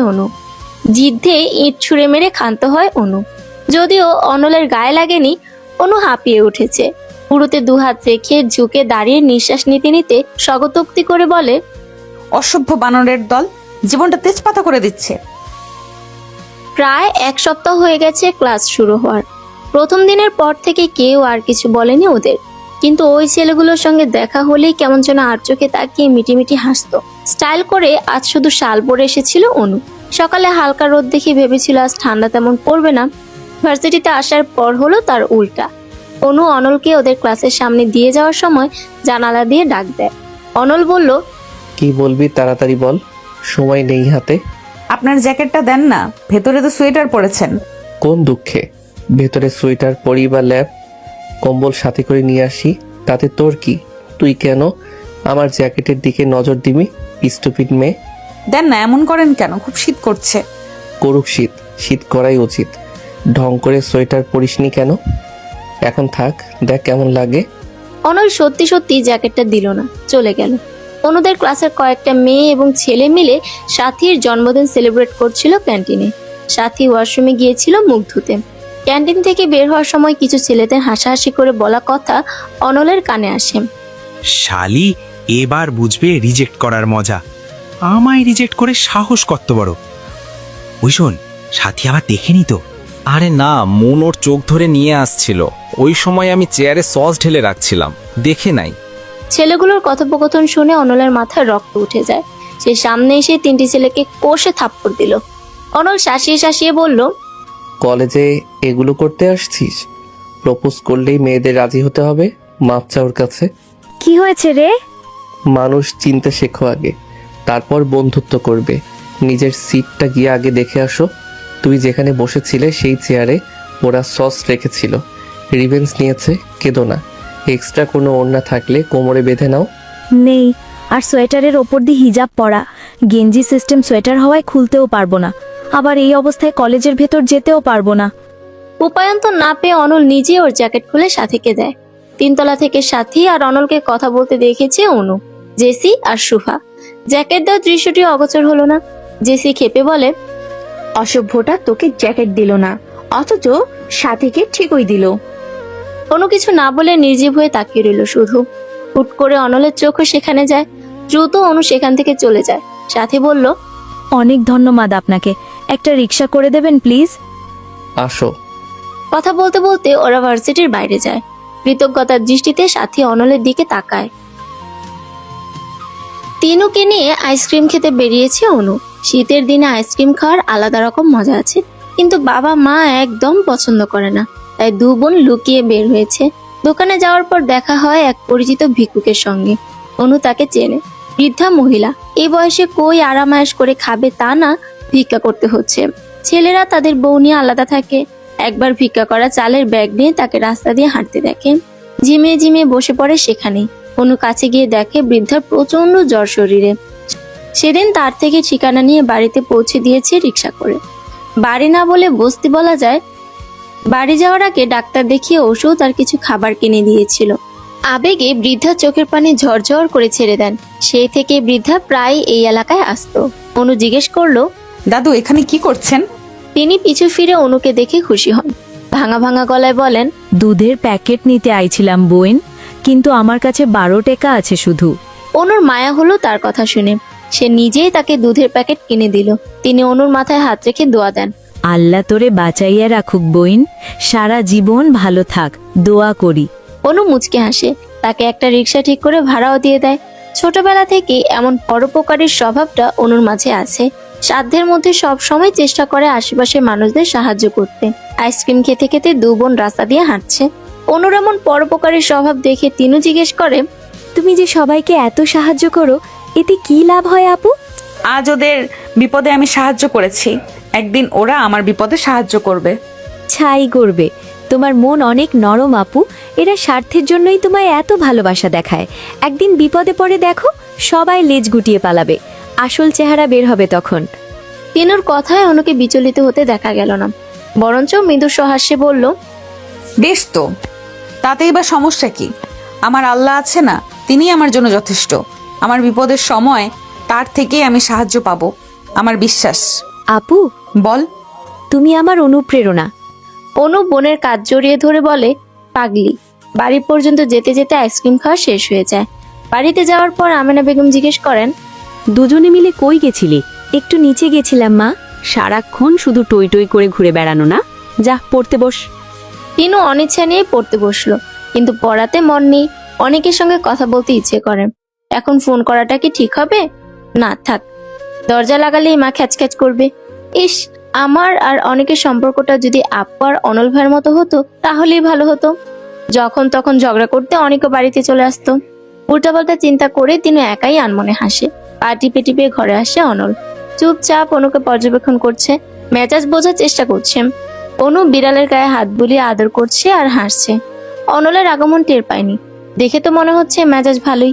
খ্যাক করে গলা পরিষ্কার করে অনল। অনু মাথা তুলে পেছনে তাকায়। অনলকে দেখে হাসি উধাও হয়ে কপাল কুঁচকে ফেলে। অনলকে সম্পূর্ণ ইগনোর করে বিড়ালের দিকে মনোযোগ দেয়। অনল মন গলানোর জন্য নরম স্বরে বলল, কি করছিস অনু? কথা বলবি না অনু? বোবা হয়ে গেছিস? তোকে একটা গুরুত্বপূর্ণ কথা বলতে এসেছি। তাড়াতাড়ি বলে বিদায় হন, অসহ্য। শোন, গুরুত্বপূর্ণ কথাটা হচ্ছে তুই তো ঢং করে আবার পশু পাখির নামও রাখিস। তাই আগেই বলে রাখি, এই বিলাইয়ের নাম ভুলেও পিলু রাখবি না। কেন? এই বিলাই তো আর তোর সোকল্ড বয়ফ্রেন্ড দেয়নি, আমি দিয়েছি। তো ওর নাম রাখবি গোলু। নামটা সুন্দর না? অবশ্য হতেই হবে। কে রেখেছে সেটাও তো দেখতে হবে। এত ভাব নেওয়ার কিছু নাই। আমার আপনাকে পছন্দ না, আপনার দেওয়ার নামটাও পছন্দ না। তাইলে আমার বিলাই আমারে দে। হাত বাড়িয়ে দিয়ে বলল অনল। অনু ঝড়ের গতিতে বিড়াল ছানাটি সরিয়ে নিয়ে বলল, হ্যাঁ, তার হচ্ছে না। এই বিড়াল এখন আমার। তুই বড্ড চালাক রে অনু। বিড়াল ছানাটি দ্রুত সরাতে গিয়ে বিড়ালের নখের আঁচল লাগে অনুর হাতে। অনু ব্যথায় কুকড়িয়ে ওঠে। অনল দ্রুত বিড়ালটি কোলে নিয়ে বলে, আহারে, দেখি দেখি কোথায় লাগলো। এখানে। তোকে জিজ্ঞেস করেছি নাকি? আমি তো বিলাইকে জিজ্ঞেস করেছি।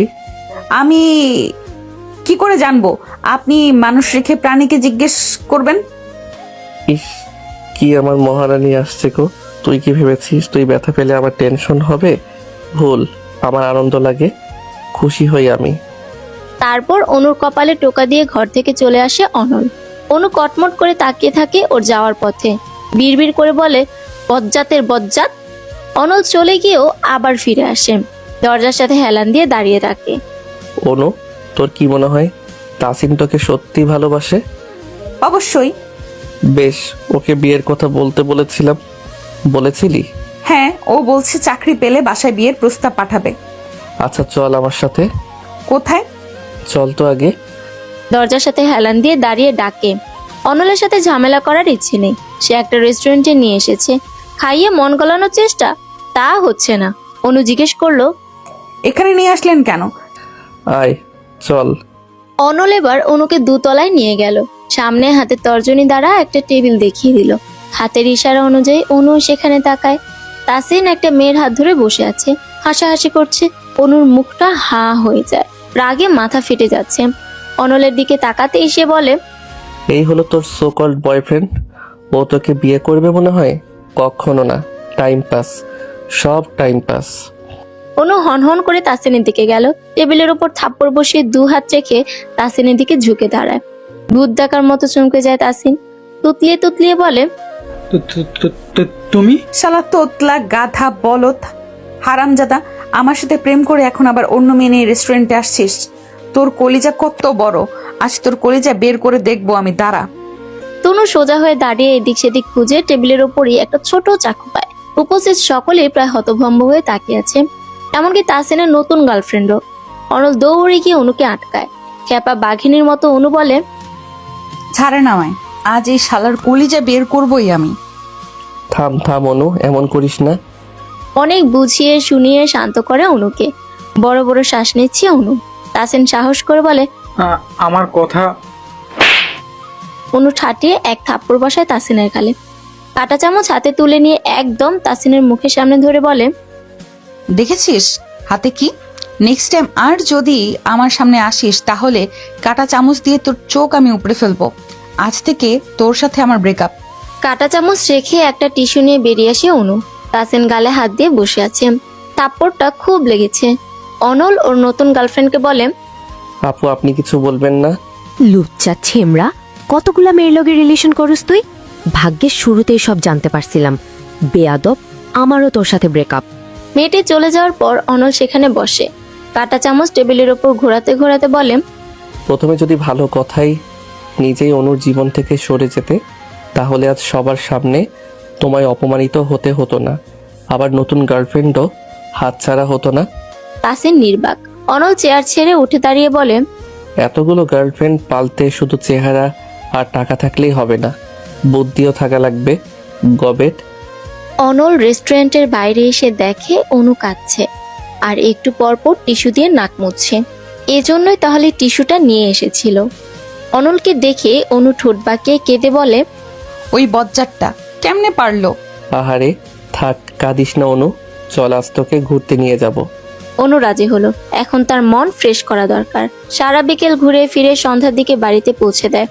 বাড়ির ভেতর যাওয়ার আগে ঘুরে দাঁড়িয়ে অনু বলে, তাসিনের আসল চেহারাটা ধরিয়ে দেওয়ার জন্য থ্যাঙ্কস। আর সারা বিকেল আপনার সাথে ঘুরেছি বলে ভাববেন না আপনার উপর আমার কোনো রাগ নেই। রাগ আছে, অনেক রাগ আছে। কেন? আমি আবার কি করলাম? নাটক করবেন না। আপনি অনেক স্বার্থপর একটা লোক। সকালে যে আমি জ্যাকেট চাইলাম তখন তো আমায় দিলেন না, অথচ সাথীকে ঠিকই দিলেন। সিচুয়েশনটা অন্যরকম ছিল অনু, তুই আমায় ভুল বুঝছিস।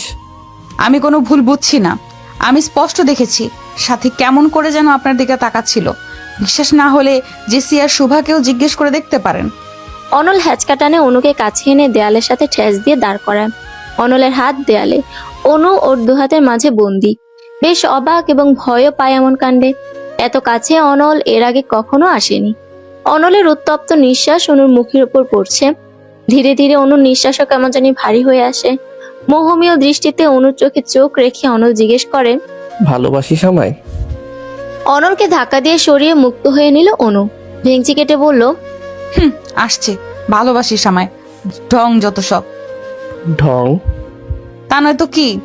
আচ্ছা যদি ঢংই হয় তাহলে তুই সাথীর প্রতি জেলাস হচ্ছিস কেন? আমি মোটেও জেলাস হইনি। আপনি আমায় জ্যাকেট দেননি, অথচ ওকে দিয়েছেন। এই জন্য আমার রাগ হয়েছিল। নিকুচি করি তোর রাগের। আর আপনার রাগকে আমি নিমকুচি করি। সারা জীবন অনু সিঙ্গেল থাকবে দরকার হলে, তবুও তো আপনাকে ভালোবাসবে না, না না, কখনো না। অনু চলে যায় ভেতরে। অনল হতবিহম্বল হয়ে দাঁড়িয়ে থাকে কিছুক্ষণ। এই মেয়ে সাংঘাতিক লেভেলের হিংস্র, তবে টোপ দিলে গিলবে নির্ঘাত। পরের দিন ভার্সিটিতে যাওয়ার পর একদম অনাকাঙ্ক্ষিত ভাবেই সাথীর সাথে দেখা হয়ে যায়। পারতপক্ষে বলা যায় সাথী নিজ থেকে পত্রত করে দাঁড়িয়েছে। ঠোঁটের কোণে মিষ্টি হাসি। মিষ্টি করে হেসে সাথী জিজ্ঞেস করলো, ভালো আছেন? আলহামদুলিল্লাহ ভালো, তুমি? আমিও আলহামদুলিল্লাহ। অনুকে তখন দেখা গেল জেসি আর শুভার সাথে এদিকে আসছে, আর চোখে ওদের দিকেও তাকাচ্ছে। অনল বেশ মজা পাচ্ছে। সে ঠোঁটে চওড়া হাসি টেনে বলে, কফি খাবে? হ্যাঁ, খাওয়া যায়। ওদের দুজনের কথোপকথন শুনতে না পেলেও দুজনকে ক্যান্টিনের দিকে যেতে দেখা গেল। অনু নাক মুখ কুচকে ফেলে। শুভা বলে, এদের কাহিনীটা কি রে? আমি কি করে বলবো? রাগ করছিস কেন? আমি তোকে জিজ্ঞেস করলাম নাকি? তুই চুপ করে থাক।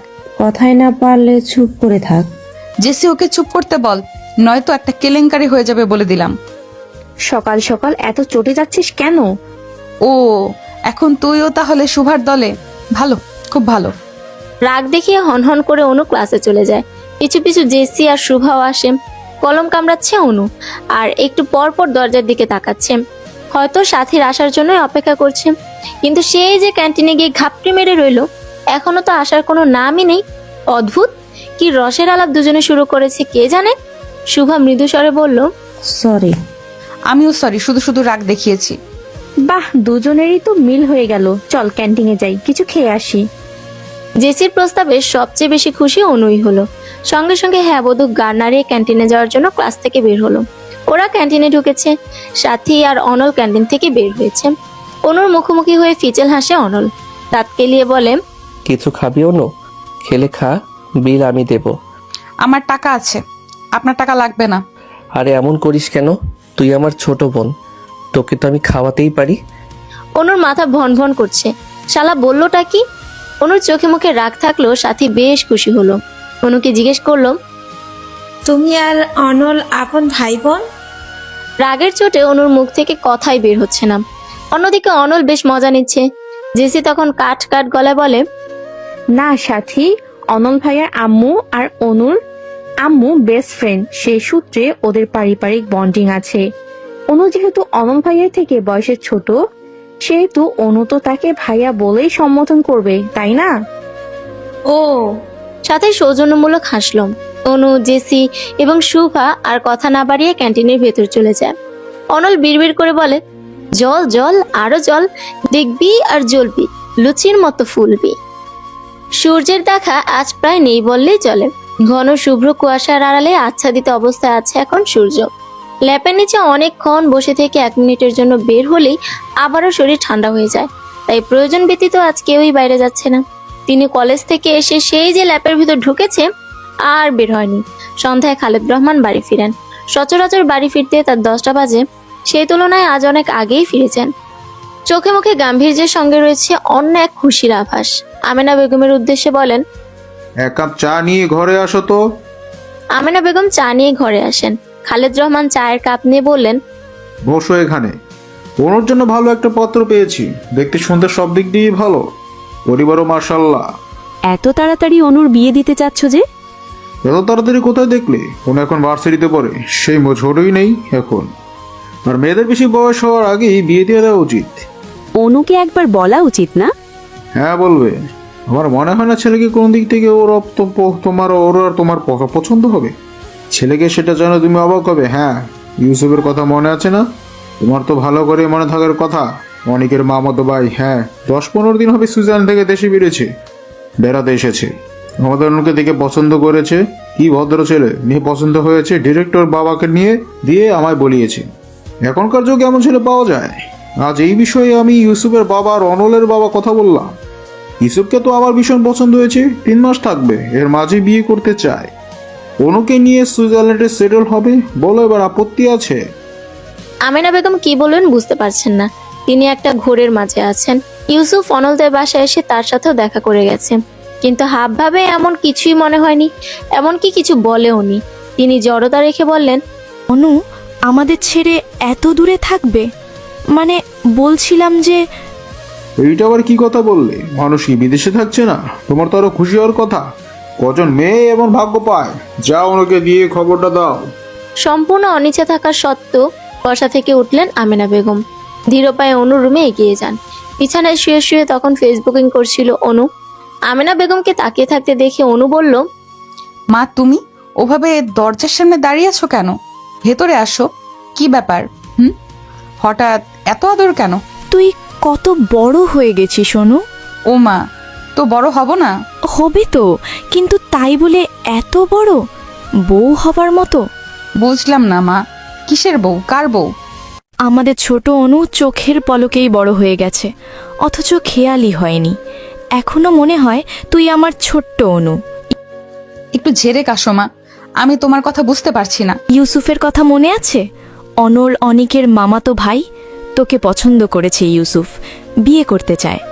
এসব তুমি কি বলছো মা? আমি এখন বিয়ে করব না। তোর আব্বুর কাছে প্রস্তাব পাঠিয়েছে, সে রাজি, তাই তোকে বলতে বলল। কি আজব, আমার বিয়ে হঠাৎ আমার মতামত নেবে না? অসুবিধা কি? ছেলে তো ভালো। হোক ভালো, আমিও তো খারাপ নই, কিন্তু আমি বিয়ে করব না। তুমি আব্বুকে বলে দাও। আমি কি বলবো? কাউকেই বলতে হবে না, এই বিয়ে ভেঙে দিব। আর কিছু না বলে অনু বাড়ি থেকে বের হয়ে অনলের কাছে যাওয়ার জন্য। এর বিহিত একমাত্র অনলই করতে পারবে। ইউসুফকে জানালে অবশ্যই সে বিয়ে ভেঙে দেবে। অনলদের বাড়ি যাওয়ার পর দরজা খুলে দেন শিমুল বেগম। অনুকে দেখে একগাল হেসে বলেন, আরে অনু, তোর কথাই হচ্ছিল, আয় ভেতরে আয়। অনল ভাইয়া কোথায় আন্টি? সেই যে সকালে ভার্সিটিতে যাওয়ার জন্য বের হয়েছিলি, আর আসেনি এখনো। বাদ দে ওর কথা, তুই বস, তোর সঙ্গে কথা আছে। অস্বস্তি নিয়ে বসতে হলো অনুকে। ফোনটা বাসায় রেখে এসেছে, নয়তো ফোন করে তাড়াতাড়ি বাসায় আসতে বলা যেত। আচ্ছা, অনেককে বললেই তো ফোন করার কথা। তখন শিমুল বেগম বলেন, আমি চা নিয়ে আসি, দাঁড়া। আচ্ছা আন্টি, অনেক কি বাসায়? হ্যাঁ, অনিক ওর ঘরেই আছে। শিমুল বেগম রান্নাঘরে যাওয়ার পর অনু অনেকের ঘরে আসে। ল্যাব গায়ে দিয়ে গুটিসুটি হয়ে শুয়ে আছে অনেক। অনু ওকে ধাক্কাতে ধাক্কাতে ডাকে, এই অনেক ভাইয়া, অনেক ভাইয়া, এই ভর সন্ধ্যায় ঘুমিয়েছো নাকি? উঠুন। প্রচন্ড ধাক্কাধাক্কিতে মনে হচ্ছিল ঝড় হচ্ছে। ঘুমে ঢুলু ঢুলু হয়ে ল্যাপের ভেতর থেকে মাথা বের করে। সমস্ত ঘুমের নেশা তার কেটে যায়। অনু অপ্রস্তুত হয়ে তাকিয়ে রয়েছে। মিষ্টি হেসে কথাটি বলল ইউসুফ। অনেক ওয়াসমি, আমি ইউসুফ। একটা বিয়ে ভাঙতে হবে অনল ভাই, আমি কিছুতেই এখন বিয়ে করব না। এই বিয়ে করা আমার পক্ষে একদম অসম্ভব। হন্তদন্ত হয়ে হড়বড় করে বলল অনু। অনেকের ঘরে ইউসুফকে দেখে এক ছুটে দৌড়ে ঘর থেকে বের হয়েছিল অনু। মেইন দরজার কাছে এসে অনলের সঙ্গে দেখা হয়ে যায়। তখনই অনলের হাত ধরে ছাদে নিয়ে এসেছে অনু। বাইরে থেকে এসে অনল ক্লান্ত। অনল গায়ের জ্যাকেটটা খুলে ফেলে অনুর দিকে ছুঁড়ে মেরে বলে, তোর বিয়ে তেরা বেড়া কথা বলবি না অনু, মাত্র বাইরে থেকে এসেছি, ক্লান্ত আমি, তবু যে তোর কথা শুনছি, এটা তো তোর ভাগ্য। আচ্ছা সরি, বিয়েটা ভেঙে দেন না প্লিজ। বিয়ে ভাঙলে আমায় কি দিবি? 50 টাকা দেব। 50 টাকা দিবি, 100 টাকা দিবি, এসবের মানে কি? আমায় কি তোর ছোট লোক মনে হয়? না না, আমি তো সে কথা বলিনি। তাহলে তুই কি বলেছিস আমায় বোঝা। এখন এত কিছু বোঝার সময় নেই, প্লিজ এই সাহায্যটা করেন। হয়েছে, থাম, ন্যাকা কান্না কাঁদবি না, মেরে ছেলেটার হাত পা ভেঙে দেব। না না, এইসবের কোনো দরকার নেই, পরে আপনারই সমস্যা হবে। আমার সমস্যা হবে? হ্যাঁ, আমার গায়ে হাত তোলার সাহস কারো নেই। কিন্তু সে আপনার পরিচিত। কে সে? এনামুল নাকি রাজীব? আরে ধুর না, তারা কেন বিয়ের প্রস্তাব পাঠাবে? ইউসুফ ভাইয়ের কথা বলছি। ইউসুফ ভাইয়া মানে আমার মামাতো ভাই? তুই মজা নিচ্ছিস না অনু? একদম না, আমি সত্যি বলছি। কিন্তু আমি বিশ্বাস করছি না, দুনিয়াতে এত মেয়ে থাকতে তোর মতো গবেট মার্ক একটা মেয়েকে ভাইয়া বিয়ে করতে চাইবে? অসম্ভব। তোর এসব ঢপবাজিতে আমি গলছি না। তুই সাথীকে নিয়ে জেলাস হয়েছিস বলে এখন ভাইয়াকে নিয়ে আমায় জেলাস ফিল করাতে চাচ্ছিস, আমি জানি। কথাগুলো বলে অনুর হাত থেকে জ্যাকেটটা নিয়ে অনল নিচে নেমে যায়। হাত পা ছড়িয়ে কাঁদতে ইচ্ছে করছে অনুর। অনল বাসায় গিয়ে ইউসুফকে দেখে রীতিমতো চমকে যায়। কুশল বিনিময় করে বলে, ভাইয়া তুমি কেমন আছো? আলহামদুলিল্লাহ ভাই, তুই ভালো আছিস? আলহামদুলিল্লাহ। কখন আসলে? সকালেই। তুই কি সারাদিন বাড়ির বাইরেই থাকিস নাকি? ওই তো একটু যাওয়া হয় ঘুরতে। অনু চলে গেল কেন রে? আর বলো না ফুপি, আমায় দেখে লজ্জা পেয়ে দৌড় দিল। এবার অনলের টনক নড়ল। ছাদে বলা অনুর কথাগুলো মনে পড়ে যায়। তার মানে অনু মিথ্যে বলেনি। শিমুল বেগম অনলকে বললেন, খবর কিছু শুনেছিস? আমাদের ইউসুফ ডুবে ডুবে জল খাচ্ছে। ইউসুফ অনুকে বিয়ে করতে চায়। তোর বাবা কথাও বলেছে। অনুর বাবা তো রাজি। শীতকাল, বৃষ্টি হওয়ার সম্ভাবনা ক্ষীণ। তবুও অনলের মনে হচ্ছে বাইরে বাজ পড়ছে। নিজেকে শান্ত করার চেষ্টা করছে অনল। শিমুল বেগমের লাস্ট কথা শুনে অস্থিরতা যেন দ্বিগুণ বেড়ে গেল। তিনি বললেন, তোর মামা মামি দোকানে গেছে আংটি কিনতে। যেহেতু দুই পরিবারই রাজি, তাই এঙ্গেজমেন্ট আজই করবে। আয়নার সামনে নির্জীব হয়ে বসে রয়েছে অনু। খালেদ রহমান যখন বললেন এঙ্গেজমেন্ট আজই হবে, তখন থেকে একদম নিশ্চুপ হয়ে গেছে অনু। ইউসুফদের আসতে রাত একটু বেশি হলো। আমেনা বেগম খাবারের বিশাল বন্দোবস্ত করে ফেলেছে। নাস্তা দেওয়া হলো। কিছুক্ষণ পর অনুকে নিয়ে এলো তিনু। মাথায় ঘুমটা টানা ইউসুফের পাশে বসানো হয় অনুকে। ইউসুফের বাবা হেসে বলেন, বেয়াই সাহেব, মেয়ে কি দেখবো বলেন? ছোট মেয়েটা যে এত বড় হয়ে গেল টেরই পেলাম না। ইউসুফ হুট করে আবদার করে বসে অনুকে বউ করে আনবে। অনুকে তো আমাদের শুরু থেকেই পছন্দ, আপত্তি করার প্রশ্নই আসেনি। আমার ছেলের পছন্দ কিন্তু মানতে হবে মশাই। উত্তরে খালেদ রহমান হাসেন। তারা দিয়ে বলেন, তা যা বলেছেন, আপনার ছেলেও কম নয়। এ কি, চা নিচ্ছেন না কেন? চা নিন, ইউসুফের বাবা বললেন। তা নিচ্ছি, আগে এঙ্গেজমেন্টটা হয়ে যাক। আচ্ছা, এত ঘরোয়াভাবে সবকিছু হওয়াতে আপনাদের কোনো সমস্যা নেই তো? একদমই না। ইউসুফের বাবা আংটিটা ইউসুফকে দিয়ে বললেন, নে, আংটিটা পরিয়ে দে। ইউসুফ ডান হাতে আংটি নিয়ে বাম হাত বাড়িয়ে দেয় অনুর দিকে। অনু সরাসরি অনলের দিকে তাকায়। তার চক্ষু ভরে অশ্রু জমা হয় মুহূর্তে। অনু মাথা নত করে কেঁদে ফেলে। আমেনা বেগম ছুটে এসে অনুর মাথাটা বুকে চেপে ধরে বললেন, পাগলি মেয়ে, কাঁদছিস কেন? এখনই কি তোকে নিয়ে যাচ্ছে নাকি? জরুরি ফোন এসেছে বলে তখন বাড়ি থেকে বের হয়ে আসে অনল। আমেনা বেগম অনুর বাম হাতটা ধরে এগিয়ে দেওয়ার পর ইউসুফ ওকে আংটি পরিয়ে দেয়। রাতে বারান্দায় গোলুকে কোলে নিয়ে চুপ করে বসে আছে অনু। ছাদে দাঁড়িয়ে দাঁড়িয়ে আকাশ দেখছে অনল। অনল, নিজের নাম কারো ক্রন্দনরত কণ্ঠ শুনে পেছনে ফিরে তাকায় অনল। সামনে দাঁড়িয়ে অনু। ফুফিয়ে ফুফিয়ে কাঁদছে সে। অনল জিজ্ঞেস করলো, কাঁদছিস কেন অনু? অনু দৌড়ে এসে ঝড়ের বেগে আছড়ে পড়ে অনলের বুকে। জ্যাকেট খামচে ধরে হাউ মাউ করে কাঁদতে কাঁদতে বলে, প্লিজ বিয়েটা ভেঙে দেন, আমি অন্য কাউকে বিয়ে করতে পারবো না। অনলের ভেতর ঝড় বয়ে যাচ্ছে। অনু অনলের শার্টের কলার চেপে ধরে কাঁদতে কাঁদতে বলে, ভেঙে দিবেন তো এই বিয়ে? শুধু শুধু পাগলামি করছিস শোনো। ইউসুফ ভাইয়া অনেক ভালো ছেলে, তোকে অনেক সুখে রাখবে। তবে তোকে খুব মিস করবো রে।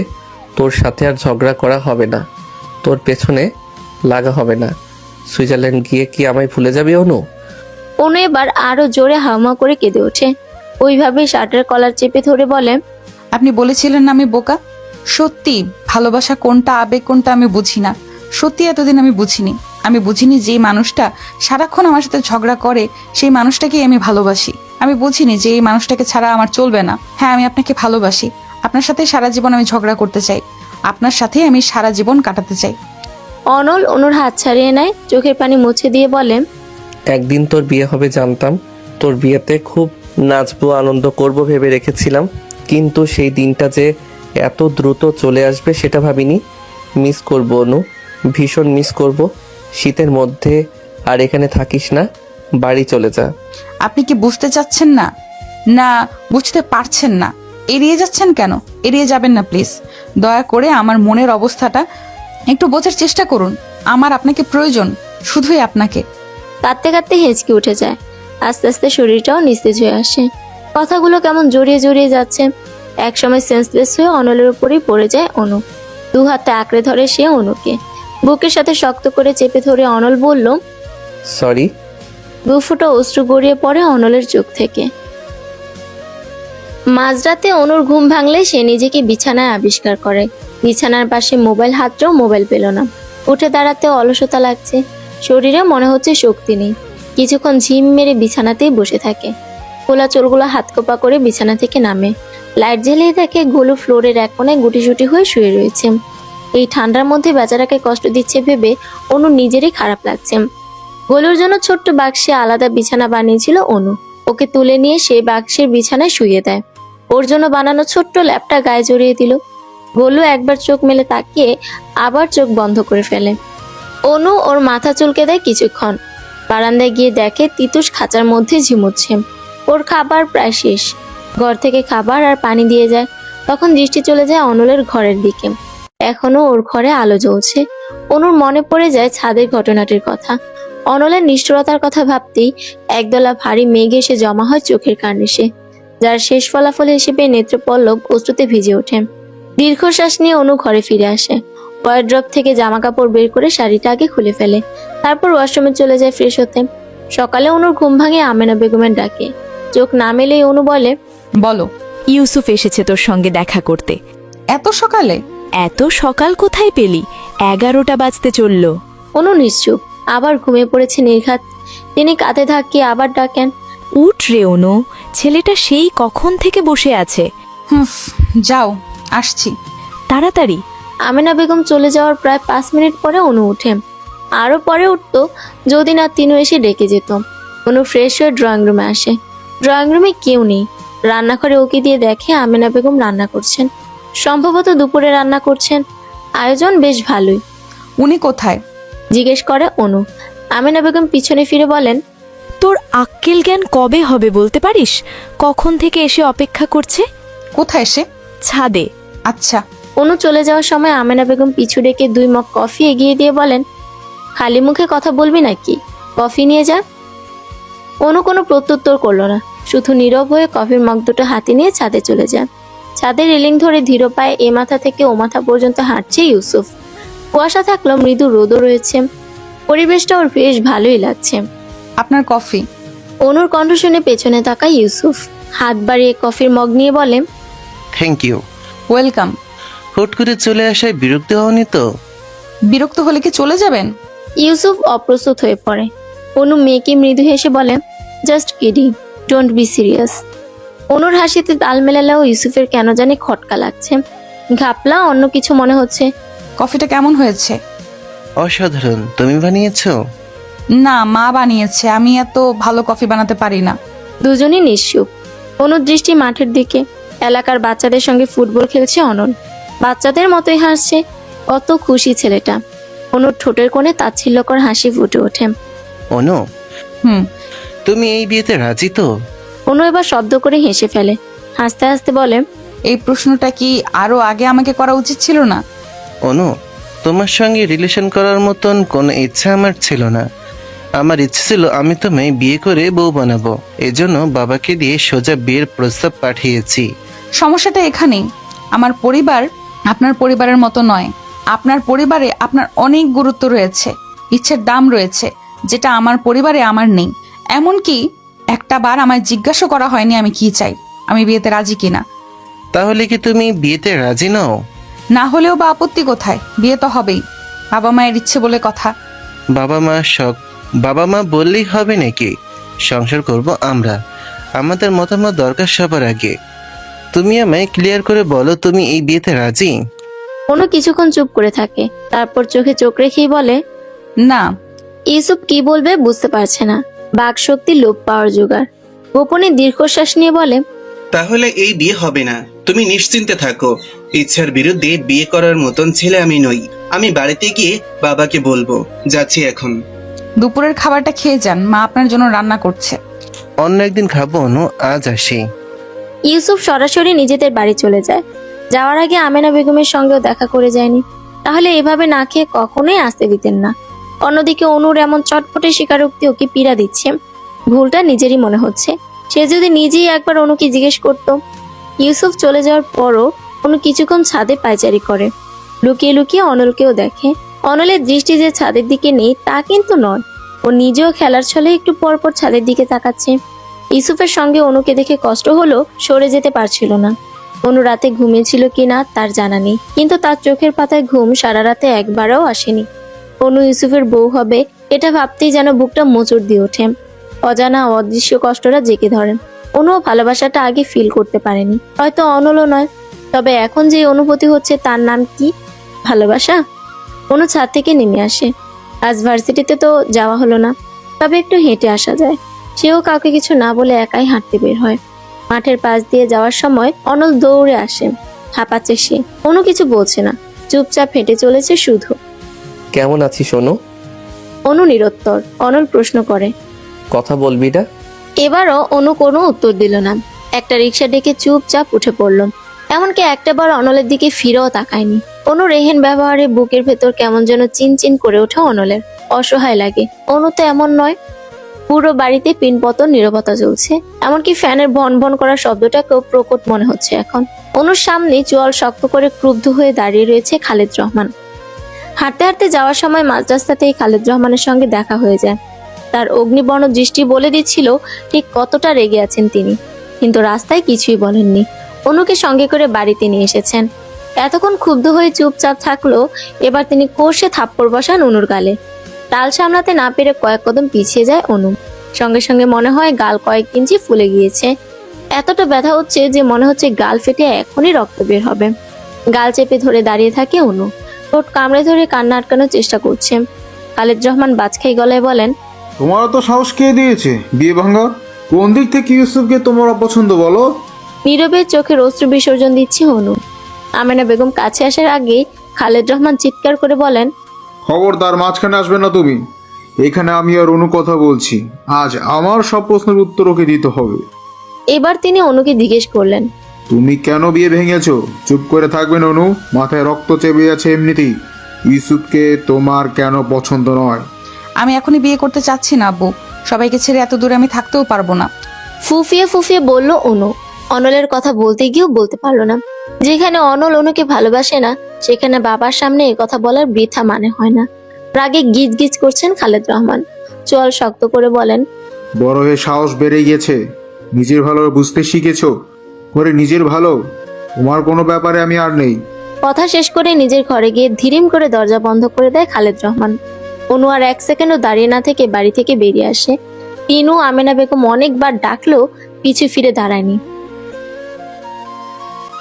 অনেক, আমি কেন জানি অনুর বিয়ে নিয়ে খুশি হতে পারছি না, বলল অনল। অনেক কম্পিউটার গেমস খেলছিল। অনলের এ কথা শুনে সচকিত হয়ে তাকিয়ে বলে, কেন? এই কেনর উত্তরই তো আমার কাছে নেই। তুমি কি অনুকে ভালোবাসো? কাল রাতে অনু ছাদে এসেছিল। কেন? আমার কাছে। কি বলেছে? অনু আমায় ভালোবাসে, বিয়ে ভেঙে দিতে বলেছে, কান্নাকাটি করেছে অনেক। আমার মনে হয় অনলের পুরো কথা শেষ হওয়ার আগে অনেকের ফোন বেজে ওঠে। তিনও ফোন করেছে। একটু ওয়েট ভাইয়া বলে অনেক ফোন রিসিভ করে। ওপাশ থেকে তিনু প্রায় কেঁদেই ফেলবে সেভাবে বলে, অনেক অনেক আপু বাড়ি থেকে বেরিয়ে গেছে। ইউসুফ ভাইয়াকে আপু বিয়ে করবে না বলেছে, বিয়ে ভেঙে দিয়েছে বলে আব্বু খুব রেগে গেছে, আপুকে মেরেছে আর বকেছেও অনেক। কখন বের হয়েছে? এই এই এক্ষুনি। তুমি আর অনল ভাইয়া একটু খুঁজে দেখো না।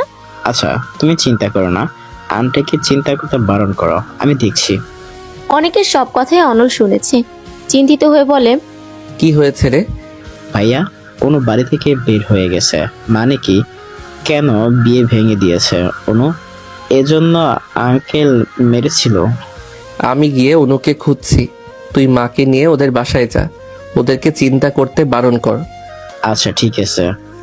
অনল বাড়ি থেকে বের হওয়ার পথে জেসি আর শুভাকে ফোন করে জিজ্ঞেস করে ওদের বাড়িতে গেছে নাকি। যখন শুনলো সেখানে যায়নি, তখন ওদের বলল যে না, বাকি বান্ধবীদের ফোন করে আপডেট নিয়ে একটু জানায়। ওরা বলল জানাবে। এবার অনল রাজীব এবং এনামুরকে কল করে কিছু অ্যাড্রেস দিয়ে সেখানে অনু আছে নাকি খুঁজতে বলল।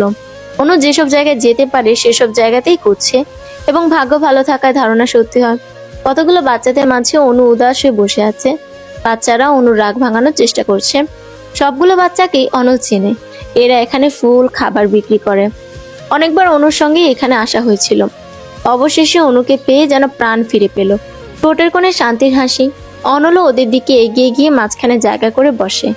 অনলকে দেখে অনু ভ্রু কুঁচকে ফেলে। তোমাদের আপামনি এভাবে গাল ফুলিয়ে আছে কেন বাচ্চারা? জিজ্ঞেস করলো অনল। ওরা সমস্যার বলল জানি না। সত্যি বলতে অনলকে এখন অনুর বিরক্ত লাগছে, অসহ্য লাগছে। সে বাচ্চাদের থেকে বিদায়ও নিল না। বসা থেকে উঠে হনহন করে হাঁটা শুরু করে। পিছু পিছু অনলও আসে। পাশাপাশি হাঁটতে হাঁটতে বলে, কি সমস্যা অনু? আমার সঙ্গে কথা কেন বলিস না? কথা বলতে ভালো লাগে না তাই বলিনি, কোনো কারণ নেই। অবশ্যই কারণ আছে, সবকিছুর পেছনেই কোনো না কোনো কারণ থাকে। অনু থেমে যায়, দু হাত জড়ো করে বলে, দয়া করে আমায় একটু একা থাকতে দিন, আমি একা থাকতে চাই। তুই নাকি বিয়ে ভেঙে দিয়েছিস? এই জন্য মনে হচ্ছে আপনার খুব অসুবিধা হয়ে গেল। ভয়ের কোনো কারণ নেই। আপনাকে ভালোবাসার কথা কাউকেই বলবো না, আর আপনাকেও বিরক্ত করব না। কাল রাতের জন্য সরি। অনু কথা শেষ করে হাঁটা শুরু করে। এর মাঝে নির্জনতা ছেড়ে দুজনের লোকালয়ে চলে এসেছে। চারপাশে লোকজনের সমাগম। অনল পেছন থেকে বলে, সরি বললেই তো এখন আর কিছু হবে না অনু। আমি তোকে একাও থাকতে দেব না, কারণ আমি তোকে ভালোবাসি। I love you. শেষের দুইটা লাইন কানে পৌঁছাতেই অনু থমকে দাঁড়ায়। চোখ দুটো ছলছল করে ওঠে। ভালোবাসা পাওয়ার যে আনন্দ, সেই আনন্দের রেখা ঠোঁটের কোণে। অনলের দিকে এবার ঘুরে দাঁড়ায় অনু। পাশ থেকে তখন দৌড়ে আসে কিছু লোক। তখনই একটা মেয়ে ধাক্কা দিয়ে যায় অনুকে। সম্ভবত দৌড়াতে গিয়ে অনুর সঙ্গে ধাক্কাটা খায়। ধাক্কাটা এত জোরেই লেগেছে যে টাল সামলাতে পারেনি। অনু ঘুরে পড়ে যাওয়ার মুহূর্তে তরল জাতীয় কিছু ওর মুখ বরাবর এক সাইডে এসে পড়ে। সঙ্গে সঙ্গে গগন বিদারী চিৎকার করে রাস্তায় লুটিয়ে পড়ে অনু। যন্ত্রণা ছটফট করতে থাকে। গালের এক সাইড এবং গলার মাংস ঝলসে যেতে শুরু করে মুহূর্তেই। পুরো ঘটনাটা এত দ্রুত ঘটলো যে অনল বুঝে উঠতেই পারলো না ঠিক কি হলো। দুহাতে মুখ ঢেকে রাস্তায় ঘুরিয়ে ঘুরিয়ে কাঁদছে অনু, ছটফট করছে। যখন বুঝে উঠতে পারে অনুর শরীরে এসিড পড়েছে, ততক্ষণে অনল উদ্ভ্রান্তের মতো ছুটে আসে। কিছু দূর থেকে আরো একটা মেয়ের গগন বিদারে আর্তনাদ শোনা যায়। আশেপাশের লোকজন কয়েকটা ছেলেকে ধরে ফেলে। অনলের দম বন্ধ হয়ে আসছে। ঘন কালো অন্ধকারে আচ্ছাদিত ধরিত্রী। আনন্দ নেই, হাসি নেই কোথাও। চারিদিকে শুধু থমথমে পরিবেশ। বাঁধন হারা হয়ে কাঁদছেন আমেনা বেগম এবং তিনু। খালেদ রহমান একটু পরপর শার্টের হাতে চোখ মুছছেন। তাদের মেয়ের সাথেই কেন এমনটা হতে হলো? ডাক্তার জানিয়েছে অনুর গাল থেকে গলা পর্যন্ত একদম ঝলসে গিয়েছে। ভেতরে কাউকে অ্যালাউ করেনি। বাইরে থেকেই সকালে এক পলক দেখেছে শান্ত নির্জীব অনু। বুকের ভেতরটা একদম হু হু করে ওঠে। যেই কষ্ট কাউকে বোঝানো যায় না, আর না সবাই বোঝে। যারা এসিড ছুঁড়েছিল ওদেরকে পুলিশের হাতে তুলে দেওয়া হয়েছে। ওদের স্বীকারোক্তি দ্বারা জানা গিয়েছে অনুকে এসিড মারার উদ্দেশ্য ওদের ছিল না, বরং অন্য মেয়েটিকে এসিড ছুঁড়তে গিয়েই অনু শরীরে পড়ে যায়। পুলিশ হাসপাতালে এসেছিল, কিন্তু অনু অথবা এসিড আক্রান্ত অন্য মেয়েটি অর্থাৎ আখি এখন কথা বলার মতো অবস্থায় নেই। ডাক্তার জানিয়েছে এখনই তাদের কারোর সাথে কথা বলতে দেওয়া যাবে না। পুলিশও ওদের দুজনের জবানবন্দি ছাড়া কিছু করতে পারবে না, তাই অপেক্ষা করা ছাড়া কোনো গতি নেই। করিডোরের একপাশে দেয়ালের সাথে মাথা ঠেকিয়ে দাঁড়িয়ে আছে অনল। বারবার চোখের সামনে অনু ছটফট করা তখনকার দৃশ্য ভেসে উঠছে। কত কষ্ট ওকে পোহাতে হয়েছে। কি হবে সামনে? অনু এসব সহ্য করতে পারবে তো? ডাক্তার এসে জানায় ওরা এখন স্বাভাবিক সুস্থ। সবার আগে কথা বলার জন্য পুলিশই যায়।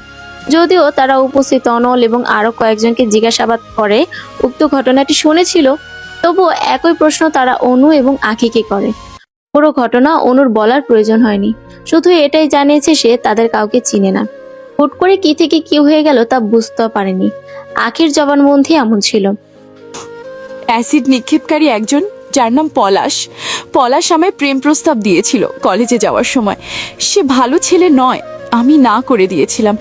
এরপর থেকে সে প্রায়ই আমায় বিরক্ত করত, রাস্তাঘাটে উত্ত্যক্ত করত। তারপরও যখন আমি রাজি হইনি, তখনও হুমকি দিয়ে বলে, তোর এই সুন্দর চেহারা নিয়ে এত বড়াই না, তোর এই চেহারাই আমি নষ্ট করে দেব। সরাসরি ভয় না পেলেও মনে মনে আমি ঠিকই ভয় পেয়েছিলাম। কিছুদিন কলেজেও যাইনি। এরপর যখন আবার কলেজে যাওয়া শুরু করলাম, তখন আর পলাশ আমায় বিরক্ত করতো না।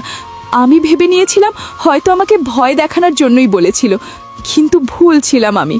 সেদিন কোচিং থেকে ফেরার পথে পলাশ ও ওর সঙ্গীরা আমার দিকে এগিয়ে আসে, অদ্ভুতভাবে হাসে। আমি ভয় পেয়ে দৌড়ানো শুরু করি। দৌড়াতে দৌড়াতে অন্য একটা মেয়ের সঙ্গে ধাক্কা খাই। আমার জন্য ওই মেয়েটাকেও অ্যাসিডের শিকার হতে হয়। এবার আখির কান্না আরো বেড়ে যায়। ডাক্তাররা জানায় এই সময় ওদের উত্তেজিত করা ঠিক হবে না। পুলিশের যা জানার দরকার তা জেনে নিয়েছে, আর কোনো প্রশ্ন তারা করেনি। তবে এটা বলেছে যে এর প্রাপ্য শাস্তি পলাশ ও ওর বন্ধুরা পাবে।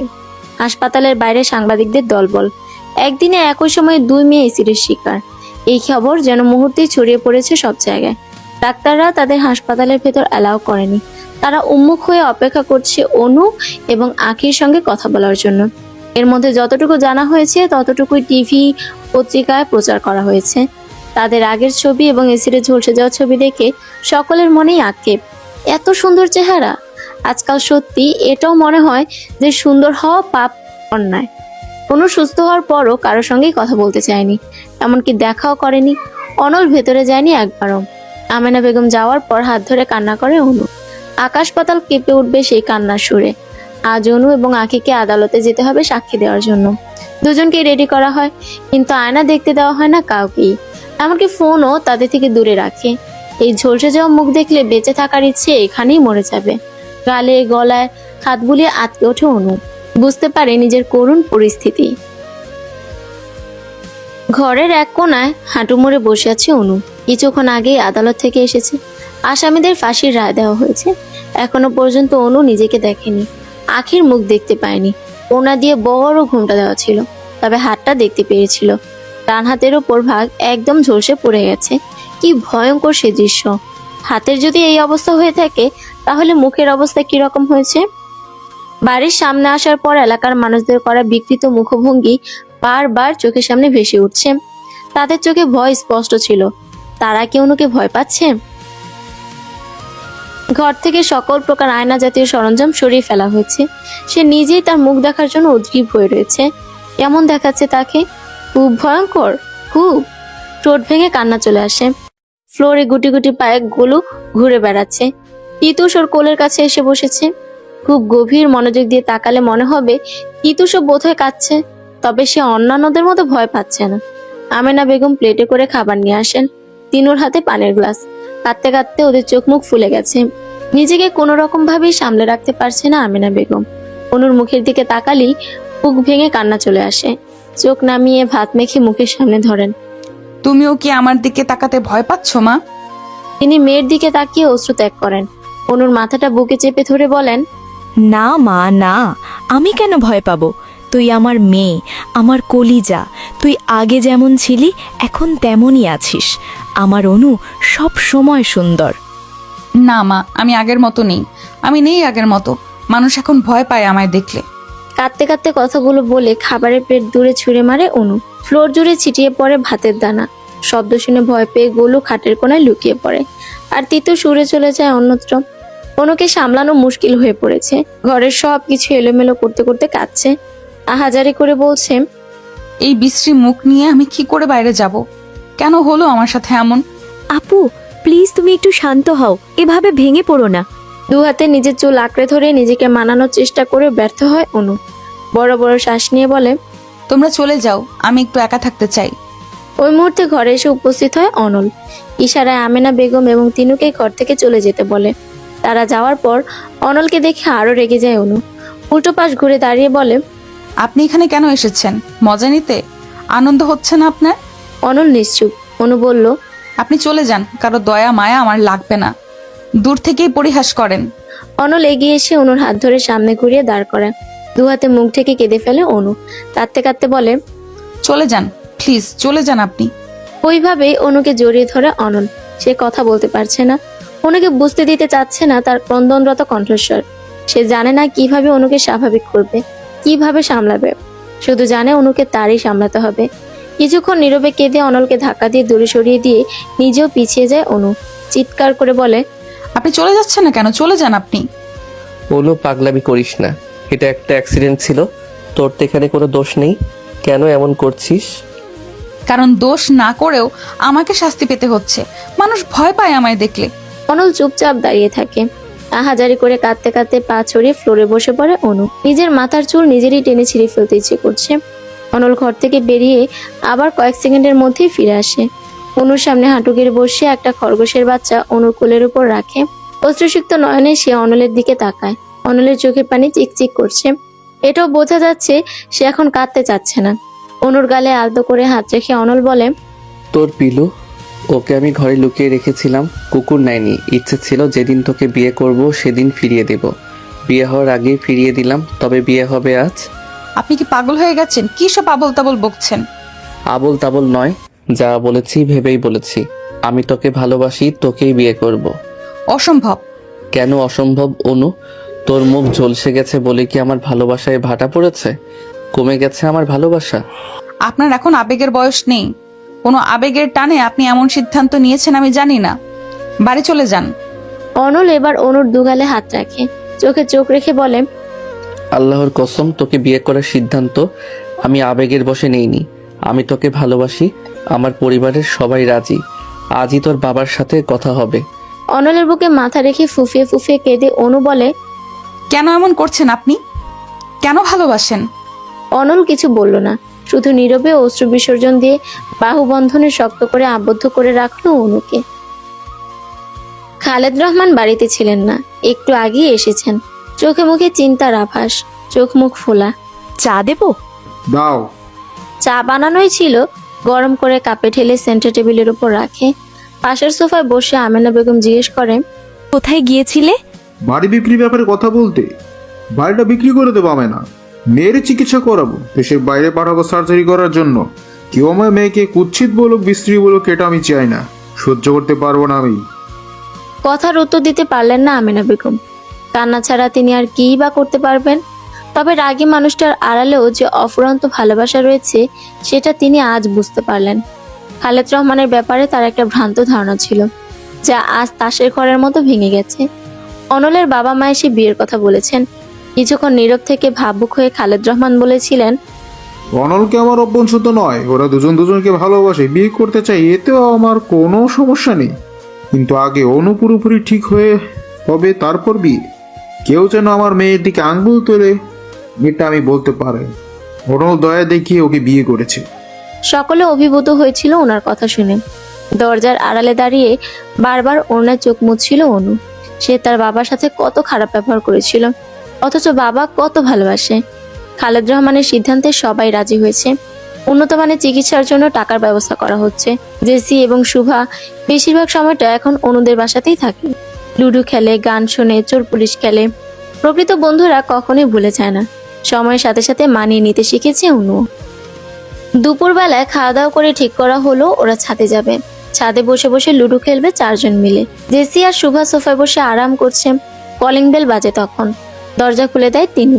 এলাকার অনেকে এসেছে এবং সেই ভিক্ষুক বৃদ্ধা মহিলাটিও। অর্ণা দিয়ে মুখের এক সাইড অনু ঢেকে রেখেছে। বৃদ্ধা জিজ্ঞেস করেন, ভালো আছো বইন? তোমার খবর আমি শুনছিলাম, আইছিলামও দেখতে, কিন্তু তুমি তখন কাউরুর লগেই দেখা করো নাই। ভালো আছি দাদি। কথাবার্তার শব্দ পেয়ে খালেদ রহমান এবং আমেনা বেগমও ড্রয়িং রুমে আসেন। সকলের সঙ্গে আলাপ বার্তা করেন। এরপর তারা সবাই টেবিলের উপর টাকা রেখে বলেন, বেশি টাকা পয়সা দেওয়ার সামর্থ্য আমাদের নাই ভাই। অনু জানে আমাদের অবস্থা, যা পারছি দিছি। আমরাও চাই আমাদের অনু আবার প্রাণ ফিরে পাক, হাসি খুশি অনু ফিরে আসুক আমাদের মাঝে। আমেনা বেগম এবং খালেদ রহমানের চোখে পানি এসে পড়ে। এতগুলো মানুষ অনুকে ভালোবাসে। কিছু মানুষ ভালোবাসার প্রতিদান দিতে জানে না, যেটা করে তা হচ্ছে বেইমানি। এই সহজ সরল মানুষগুলো বেইমানি বোঝে না। তাদের প্রত্যেককেই অনু কোনো না কোনোভাবে সাহায্য করেছিল। এখন অনুর বিপদও তারা মুখ ফিরিয়ে নেয়নি, পাশে এসে দাঁড়িয়েছে তাদের সামর্থ্য অনুযায়ী। কজনই বা থাকে বিপদের সময়ে পাশে। যদিও টাকার ব্যবস্থা সব হয়ে গিয়েছিল, তবুও খালেদ রহমান তাদের ফিরিয়ে দিলেন না। অনু কেঁদে ফেলে এত ভালোবাসা দেখে। তিনু বোনকে জড়িয়ে ধরে বলে, তুই ঠিক ছিলি আপু, সেদিন তুই মিথ্যে বলিসনি, তারাও তোর বিপদে পাশে আছে। দুপুর থেকে বিকেল অবধি তারা সবাই গল্প করলেন। অনু ভুলেই গেছে প্রায় তার কষ্ট। সবাই পাশে আছে, কিন্তু অনল নেই। ওকে ছাড়া সবকিছু বড্ড ফাঁকা ফাঁকা লাগছে। অবশ্য সে গিয়েছে পাসপোর্ট আর ভিসার কিছু কাজ শেষ করতে। ওরা কালই যাচ্ছে সুইজারল্যান্ডে সার্জারি করার জন্য। এখানে ইউসুফেরও হাত রয়েছে। সে সহযোগিতা করেছে বলে চিকিৎসার ব্যবস্থা দ্রুত হয়েছে। কাল সকালের ফ্লাইটেই সুইজারল্যান্ড যাবে। সব কাজ শেষ করে রাতে বাড়িতে ফেরে অনল। রাতে অনুদের বাসাতেই খায়। ইশারায় তিনুকে জিজ্ঞেস করে, অনু কোথায়? প্রত্যুত্তরে তিনিও চোখ দিয়ে ইশারা করে বলে, ছাদে। খাওয়া শেষ করে অনলও ছাদে চলে যায়। উপস্থিতি জানান দিতে খ্যাক করে গলা পরিষ্কার করে। অনু একবার পেছনে তাকিয়ে দৃষ্টি সরিয়ে নিল। চাদরটা আর একটু ভালো করে টেনে গায়ে জড়িয়ে নিয়ে আড়ষ্ট হয়ে দাঁড়ায়। অনল এগিয়ে গিয়ে রেলিং এর সাথে হেলান দিয়ে দাঁড়িয়ে বলে, উফ ঠান্ডা। অনু এবার তাকালো না। অনল এবার অসহায়ের মতো মুখ করে বলে, একটু চাদরটা শেয়ার করবি অনু? খুব ঠান্ডা লাগছে। কেন, সাথীর কাছে গিয়ে চান? এখানে আবার সাথী আসলো কোথা থেকে? আকাশ থেকে। সেদিনের কথা মনে নেই? আছে, ওই দিন ওকে জ্যাকেট দিয়েছিলাম। তারপর যে একদিন আমাদের বাড়ির ছাদে তোকে জ্যাকেট দিলাম। এখন তুইও চাদর শেয়ার করবি, করতে বাধ্য তুই। দে। অনল চাদরে ধরে টান দিতে যাবে, তার আগেই অনু দূরে সরে যায়। দেব না। সারাদিন কোথায় ছিলেন আপনি? কত কাজ আমার। রাত পোহালেই কাল চলে যাবি। আজ এমন করছিস কেন? কালকে কে কে যাব? পৃথিবী শুদ্ধ মানুষ যাবে তোর সাথে। ব্রুকুচকে মুখ কালো করে ফেলে অনু। অনল ভেঙে ভেঙে বলে, ঢং, কে কে যাবে? কেন রে, তুই কি মহারানী ভিক্টোরিয়া? রাজ্য জয় করতে যাবি যে? সবাই তোর সঙ্গে যাবে যুদ্ধ করতে? তা তো নয়, তাই না? তুই যাবি চিকিৎসা করতে, যাদের যাওয়ার প্রয়োজন তারাই যাবে।